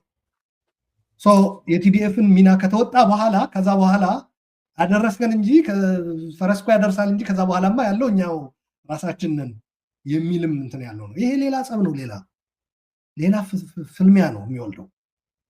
በመተማመን አይደለም፣ ጥቅምን ባሰላ ነው። ቲዲኤፍን እንፈልጋለን ነው የሚሉት የሚጣመሩት ሰዎች። ቲዲኤፍን መፈለግ ኃጢአት የለውም። ዓለም አቀፉ ማህበረሰብ ትግራዮችም የጠየቅነው ያ ነው። ቲዲኤፍ ለማግኘት ግን አሁን በህወሓት በኩል ነው፣ ምክንያቱም ሌላው ተሸንፏል የሚለው ደግሞ ነው አሁን ችግር እየፈጠረ ያለው። ቲፒኤልኤፍ ቲዲኤፍን የትግራይን አቅም መጠቅለሉ ስህተት ተብሎ ልትታገለው የሚገባ ተግባር እንጂ ለጊዜው የሚጠቅመኝ ይሄ ነው ብለህ ኢምብሬስ የምታደርገው አይደለም ነው። ፕሪንሲፕል የሆነ ትግል ያ ነው መሆን የነበረበት። ግን ምንድን ነው ኦኬ አሁን ጦርነቱን እናንተ ተሸከሙልን፣ ከዛ በኋላ የተለመደው 6%ችሁን ትይዛላችሁ፣ ስልጣኑን እኛ እንረከባለን፣ ተመልሶ ፓፔት የሚሆንላችሁ እንደ 83ቱ ማንም የለም የሚል ምልከት አለው። ይሄ መሸዋወድ ነው፣ ማጭበርበር ነው። የትግራይ ወጣት ገላና ህይወትስ ለምንድን ነው ለዚህ የሚፈለገው የሚለውም ጥያቄ እንድታነሳ ያስገድዳል። ሁላችንም ዩኒፎርም ሊያደርግ የሚችለው ሰላማዊ ትግል ነው ብዬ አምናለሁ። ከወጪ አንጻርም የተሻለው እሱ ነው። ስርዓቱን ከማንኮታኮት አንጻርም ሰላማዊ ትግል የተሻለ ነው ብዬ ነው ማምነው። ወታደራዊ ተሞከረ ታየ፣ ምንም አላመጣም። በዛ ላይ ወታደራዊ ትግሎች አሁን በእጃችን ያሉ አይደሉም። እያንዳንዱ አሁን በአፍሪካ ቀንድ የሚደረግ የመንደርም መታኮስ በለው ፕሮክሲ ነው። we have to know this። አንወሻሽ። ባለቤቶች ጌቶች አሉት። በፊት አነሰን በዛ የሚደረጉ ትግሎች ባለቤቶቹ ሎካል ያሉት ሞር የተወሰነ ነገር ሌሎቹ አይኖራቸውም ማለት አይደለም፣ ግን ትልቁ ፐርሰንቴጅ የሚወስደው የቁጥጥሩ ሎካል እንትኖቹ አክተሮቹ ናቸው። አሁን ሎካል አክተሮቹ ጀዋርም ጽፎታል፣ ቅድም ጽፉ ጠቀስ ያደረኩት ለዚህ ነው። ተቦክቶ ተጋግሮ በስሎ ምናምን የሚቀርበው ከሌላኛው ዓለም ነው። በዋናነት መካከለኛው ምስራቅ ነው። መካከለኛው ምስራቅ ደግሞ የራሳቸው ጌታ አላቸው እነሱ። እኛ የምናሸንፈው ጦርነት ይሆናል ወይ ነው። ደብረሲና ደርሶ ጦርነት መመለስ ከተቻለ ደርሳምን ነበለት ላይ ደርሶ ጦርነት ወደ ፕሪቶሪያ መውሰድ ከተቻለ ጌቶች አሉ ማለት ነው። ሲፈልጉ ጦርነትን ቀስ አድርገው የሆነ ቦታ ላይ ወስዱታል፣ ሲፈልጉ ደግሞ ይመልሱታል። ሱዳንም ላይ እንደዛ ነው። ሰውየው አለ ካርቱምን ያዘ፣ ሸኘው ሚሊሻውን ወደ ኒያላንም ቀምቶ እዛው ዳርፉር አገሩ ወስዶ የሆነች ጠባብ ቦታ ላይ ሰካው። ከዛ ግን ያ በቂ አልነበረም። ተደራደር ሲባል እምቢ አለ ሰውየው። ምክንያቱም ጀኔራሉ ሙሉ ፈለገ። እንዲደራደር ምን መደረግ ነበረበት? ለሚሊሻው ድሮንም ትጥቅም መቅረብ ነበረበት። በገፍ ፖዝ ተደርጎ የነበረው ፖዝ ስለተደረገለት ነበረ እዛ የሄደው። ግን ሰውየው ጀኔራሉ ያለ አልገባውም። ሚሊሻው እየተሸነፈ እሱ ደግሞ ጀግና ሆኖ እየቀጠቀጠ አድርጎ ነው የወሰደው። ያ ጦርነት ድሮ ነበረ። ህወሓቶችም አንዱ የተሳሳቱት ደርግን ቀጥቅጠው ምናምን እንደዛ ሲያደርጉ ያ ይወርክ ዳወይ ሌላ ፋክተር የለም። ዜሮ እያደረኩ አይደለም አለው። የምስራቁና የምዕራቡ ብሎክ ቀዝቃዛ ጦርነት ትልቅ ሚና እንደነበረው አውቃለሁ። የምስራቁ እንትን ፈረሰ። ሶቪየት ዩኒየን እንትን ሲል ኮላፕስ ያደርግ ያኔ እዛ ደርግን ይፋለሙ የነበሩትን ፈጥነው እነመለስ በተለይ ፕራግማቲስት ስለነበሩ ጠንካራ ሶሻሊስት ኢትዮጵያን መሰረታለን ዘለው ነጭ ካፒታሊዝም እንገነባለን የሚል ኮት ደርበው ቁጭ አሉ 83 ላይ። እንደዚህም መተጣጠፍ የሚችል ህወሓት እኮ የለም። አሁን ችግሩ እኮ ያ ነው። ጌቶቹ በስተዋል ሌላ ነው የሚጫወተው ብቻ ሳይሆን እንዲህ የሚያደርግ ህወሓትም የለም። ኮት ቶሎ ብሎ ቀይሮ ሌላ መሆን የሚችል ህወሓት የለም። ደብረጽዮን ነው ፈትለናል። እነዚህ ሰዎች ምን እንደሚፈልጉ ራሱ ለዓለም እንኳን መናገር የማይችሉ ሰዎች ናቸው። ምን ልልህ ፈልጌ ነው፣ ጦርነቱ በጦርነት እንኳን ጨርሰው የሚል አቋም ብትይዝ ጦርነት ለማስገደድ ወደ ሰላም ወደ ድርድር ለማምጣት ሊጠቅም ይችላል። ፍጻሜ የማምጣቱ ነገር ግን በእጃችን አይደለም። ኒያላ ተቆጣጠረው ሚሊሻው ሱዳን ላይ። ለምንድን ነው ያ የተደረገው? ተመልሶ እንዲመጣ ሪከቨር እንዲያደርግ የተደረገው ከተገፋ በኋላ የሱዳኑ መሪ ድርድር ውስጥ የሚገባው ይሄ ሲመጣበት እንደሆነ ታውቆ ነው። ፖዝ እንዲደረግ የተደረገ አቅርቦት ተለቀቀለት ሚሊሻው። የዓለም አቀፍ ማህበረሰብ በነገራችን ላይ የባትል ፊልድ እውነታን መፍጠር ይሉታል። ሚቹዋሊ ሀርቲንግ ስቴልሜት። አንተ እንትን ካላልክ ይፈጥራሉ። በቃ አልደራደርም ካልክ እንድትደራደር ኢንዲውስ ያደርጉታል ሁኔታውንና ያ ብዙ ሰዎች ያቆም። ግን አንተ እንዳልከው በጣም የተለመደ ስትራቴጂያቸው ነው። በተለይ ሚዲዬሽን ፌል ካደረገ ያንን ያደርጋሉ። አሁን ታውቃለህ ኳድ የሚባል ግሩፕ የአምስቶቹ ማለት ነው። አይ ቲንክ ኳድ ያሉት ኳድራፕል 5 አይደል? 5 ነው አይደል? ኳድራፕል 4 ነው 5 ነው አይደል? ነው እንዳልሳሳት ብዬ ነው። ኳድራፕል 4 እንዳይሆን አራት ነው ኳድራፕል። ያ ኩዊንታፕል ነው መሰለኝ 5 እና የአራቱ አገሮች አይ ቲንክ ሳውዲ፣ ዩኤኢ፣ አሜሪካ እና ሌላ ማለት ነው ፈረንሳይ ነው መሰለኝ ካልተሳሳት የሱዳንን ጉዳይ እንፍታ ብሎ የሆነ ኢኒሼቲቭ ጀመሩ። እንደውም ስሙ ኳርቴት ነው ብለው ነው የሚጠሩት። ኳርቴት ባጭሩ ዘኳድ ይሉታል፣ ኳርቴትም ይባላል። ይሄ የሱዳኑ መሪ አልተቀበሉ። ጭራሽ እንዴት ዋና ጠላቴ አደራዳሪ ሆና ትመጣለች? ይሄ እኮ ሚሊሻው ራሱ አደራዳሪ ሆኖ ወጣ ማለት እኮ ነው። ማለት የሚሊሻው ጦርነት የዩኤኢ ነው። ሂዝ ራይት ኦን ዲስ ባይ ዘ ወይ። በዚህ ላይ ልክ ነው ሰውየው። እሷ መውጣት አለባት ሲል አይ እሷ እንዲያውም ጦር መሳሪያ እንድታቀርብ እንዲያውም አቁሚ ብለናት ነበር እንለቀዋለን ብሎ ለቀቁለት። ከዛ ሰውየው ኒያላ ተገፋ። አሁን ጭራሽ በኢትዮጵያ በኩል በዚህ ምንድነው የሚባለው አንድ ቀጠና አለ ረስቸው ስሙ፣ አዲስ ግንባር እየከፈቱለት ነው ሚሊሻዎቹ እንዲደራደር ነው አሁን ይሄ እየተደረገ ያለው። በዩኤኢ እኮ ይህ ሁሉ የምታደርገው አሜሪካ ሳትፈቅድ ቀርታ አይደለም። አይሆንም አሜሪካ ባለችበት ጊዜ እኮ ዩኤኢ ታቆማለች እኮ አትሰጥም። እና በናይል በኩል የሆነ አንድ ረስቸው ነው ስሙ አንድ ቀጠና አለ የሱዳን በኢትዮጵያና ሱዳን የሚገናኙበት ናይል ወደ ሱዳን የሚገባበት አቅጣጫ ማለት ነው።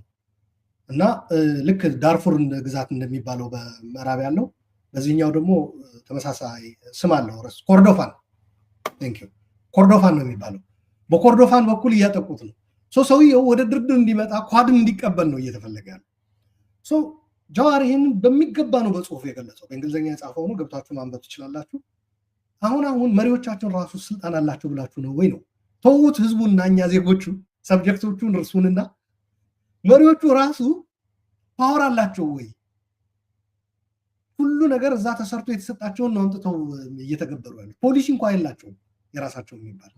እንዲህ በሆነበት ሁኔታ ጦርነትን ለድርድር አስገዳጅነት ትጠቀምበት ይሆናል እንጂ አሸናፊ ሆኖ አገሪቷን የሚይዝ የሚወስኑት ሌሎች አካላት ሆነዋል። ይህ በሆነበት እንዳልከው አሁን ባለው በዚህ በጣም አክተሮቹ በጣም ኮምፕሌክስ የሆነና በጣም ፖፕሌትድ በሆነ ጂኦፖለቲክስ ላይ ፕሪንሲፓል ነው። በተላላኪውም አይደለም ፕሪንሲፓሉን በደንብ ማወቅ ያስፈልጋል የሚለውን ጥሩ ነጥብ ነው የወሰድኩት። የዲፕሎማሲ የሰላማዊ ትግል ስራ መሰራት አለበት። አሁን ለምሳሌ እኔ ሰላማዊ ትግል በነገራችን ላይ ሰው የሚመስለው አዲስ አበባ ፕሮቴስት ማድረግ ብቻ መስሎ ይታየዋል። ነው እሱ አንዱ ነው። በውጭ የሚኖረው ይህንን ጦርነት እንትን እያሉ ያሉ እየዘወሩ ያሉ አካላትን ለማሳመን የህዝባዊም የልሂቅም ስራ መሰራት አለበት። በውጭ ዓለም ጦርነቱ ቆሞ ወደ ሰላማዊ እኔ እንዲያውም ልንገርህ ብልጽግናም በለው ጠቅላይ ሚኒስቴሩም ቻሌንጂንግ የሚሆንባቸው ጦርነት አይደለም ባይ ነኝ። ፕሮባብሊ የጌታቸው እንደዛ ከሆነ እዛ እንስማማለን። ቻሌንጂንግ የሚሆንባቸው ይህ ጦርነት ቆሞ ወደ ሰላማዊ የፖለቲካ ሂደት ተገብቶ የሚመጣ ፈተና ነው ከባድ ለብልጽግና እንጂ ሀገሪቷን አንጡራ ሀብት እያወጣ እንዳለው 20 ዓመትም 10 ዓመትም ቢሊዮኖች መድበን እንዋጋቸዋለን ነው የሚለው። አሁን ደግሞ በዚህ በሱዳን ጦርነት ሰበብ በገፍ ነው የጦር መሳሪያ እየገባ ያለው ወደ ሀገሪቱ። ህዝብን እያስጨረሱ ብዙ በዚህም በዛም የምንታኮሰው ደግሞ እኛው ነን። በፕሮክሲው ጀርባ ያሉት ትልቅ ጌቶች ባንላቸውም ሚድል ጌቶችን ባንላቸውም የታች አሉ እነ ግብፅ እነ ኤርትራ። እነዚህ ደግሞ በጣም እየተጠቀሙ ነው። ኢትዮጵያን በተገዳደልን ቁጥር የኢትዮጵያ ኢኮኖሚ በጦርነት በተበላ ቁጥር የመቋቋም የውጭ ጫና የመገዳደር የዲፕሎማሲም የወታደራዊ የፖለቲካ አቅም ስለማይኖር ድፍት ነው የምንለው። አገሪቷ ድፍት ትላለች። ይህ ሳይሆን ቶሎ ብሎ ወደ ሰላማዊ የትግል ማዕቀፍ መገባት አለበት። ጥምረቶቹም ይህንኑ አድቮኬት ማድረግ ያለባቸው። ኢንፋክት ውጭ ሆነ የምትመራው ጄኔራል አይደለም፣ የምትመራው ጦርም የለህም፣ ሊኖርህም አይገባም። በዛ ላይም የሞራልም ጉዳይ ነው። እንዴት ነው አንተ የማትሳተፍበት የማትሞትበት እጅህ እግርህ የማታጣበት አይን የማይልበት ህይወት የማታጣበት ጦርነት ግፋ በለው የምትለው ኖር እኮ ነው። በግልም በለው በተጣመረም በድርጅትም በለው ልጅ ካለ እዚህ ልጅህን አቅፈ እያደርክ ከዛ የድሃ ልጅ በሚዲያም ጭምር ተዋጉ ጦርነት ይጀመር ትግራይ ውስጥ የሚሉ የትግራይ ተወላጆች አሉ። ውጭ ሀገር የሚኖሩ ከልጆቻቸው ጋር እየኖሩ ቀዝቃዛና ትኩስ አማርጠው እየበሉ እየጠጡ ከሞራልም አንጻር ጦርነትን መደገፍ ተገቢ አይደለም። ውጭ ሀገር ሆነ ዳያስፖራ ሆነ ሰላምን የሚመጣበት መንገድ የሰላማዊ ትግል መንገዶችን ነው። የሰላማዊ ትግል መዓት መንገድ አለ። ማጥናት፣ መመራመር፣ ማንበብ ነው የሚጠይቀው። በዛ ላይ አሁን ለሰላማዊ ትግል ስርዓቱ ፈለገም አልፈለገም አንድ ትልቅ ግንባር ተከፍቷል። የኢኮኖሚ ግንባር በኢትዮጵያ ማለት ነው። ቅድም ያልኩ ህዝቡ የሚበላው አጥቶ ተመስገን ብሎ ጥፍ ብሎ እንዳይተኛ የማንቃት ስራ መስራት አለ፣ መውጣት አለበት። በዛ ላይ ጦርነት ደግሞ የትጥቅ ትግል የተወሰነ የህብረተሰብ ክፍል ነው ዋጋ የሚያስከፍለው። ውድ መሆኑ ብቻ አይደለም፣ ወይ ከትግራይ ወይ ከአማራ ወይ ከሆነ ቦታ እንዲመጣ ነው የሚጠብቀው። አረ የሆነ ነገር አድርጉ ይልሃል አንዳንዱ እየመጣ። አሁን ለምሳሌ እኔ የሚያጋጥመኝ ስለምነገር ነው ስለማቅ ይሄ ጥምረቱ ላይም ህወሓት የተፈለገበት አንዱ ምክንያት ምን ነው ቲዲኤፍ አበረታቱት እንጂ ገፋ ያድርግ እንጂ ምናምን ፋኖን ያግዘው እንጂ የሆነ ነገር አድርጎ ኤርትራም ትግባበት እንጂ ሲጀመር ኤርትራ ገብቶበት ኤርትራ ከአማካሪም ሆኖ መሪም ሆኖ የሚመራው ጦርነት ደግሞ ኢትዮጵያን ይጠቅማል የሚል እምነት የለኝም።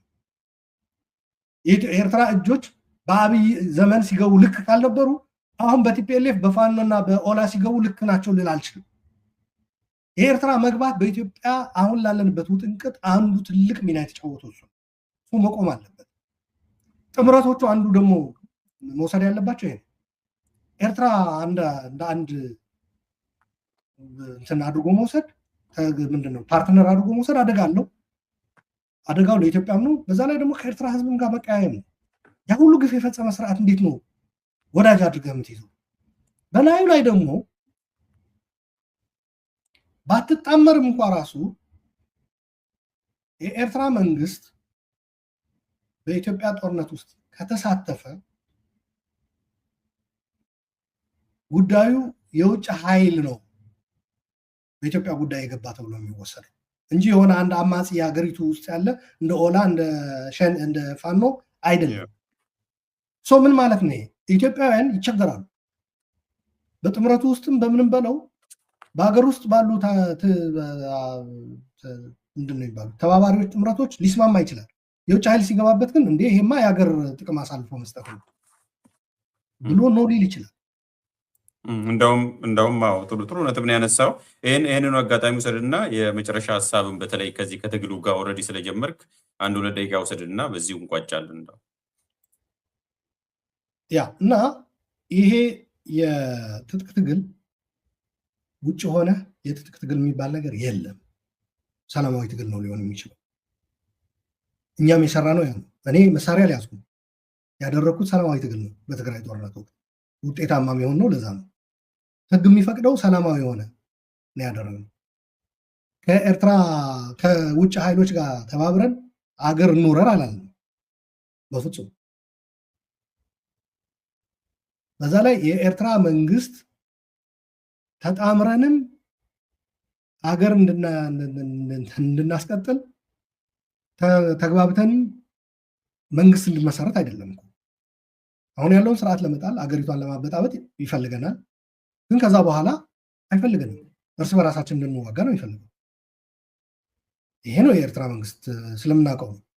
ኦሮሞዎች በኢህአዴግ ጊዜ ያገኛቸውና እናንተ በምስራቅ አፍሪካ ትልቁ ህዝብ አይደላችሁ እንደ ኢትዮጵያ መግዛት እንዴት ያቅታችኋል ይላቸዋል። እነሱን ሸኝቶ ተመሳሳይ አዳራሽ ውስጥ አማራዎችን ያመጣና እናንተ የኢትዮጵያ ፈጣሪዎች አይደላችሁ እንዴት ብላችሁ ትግሬ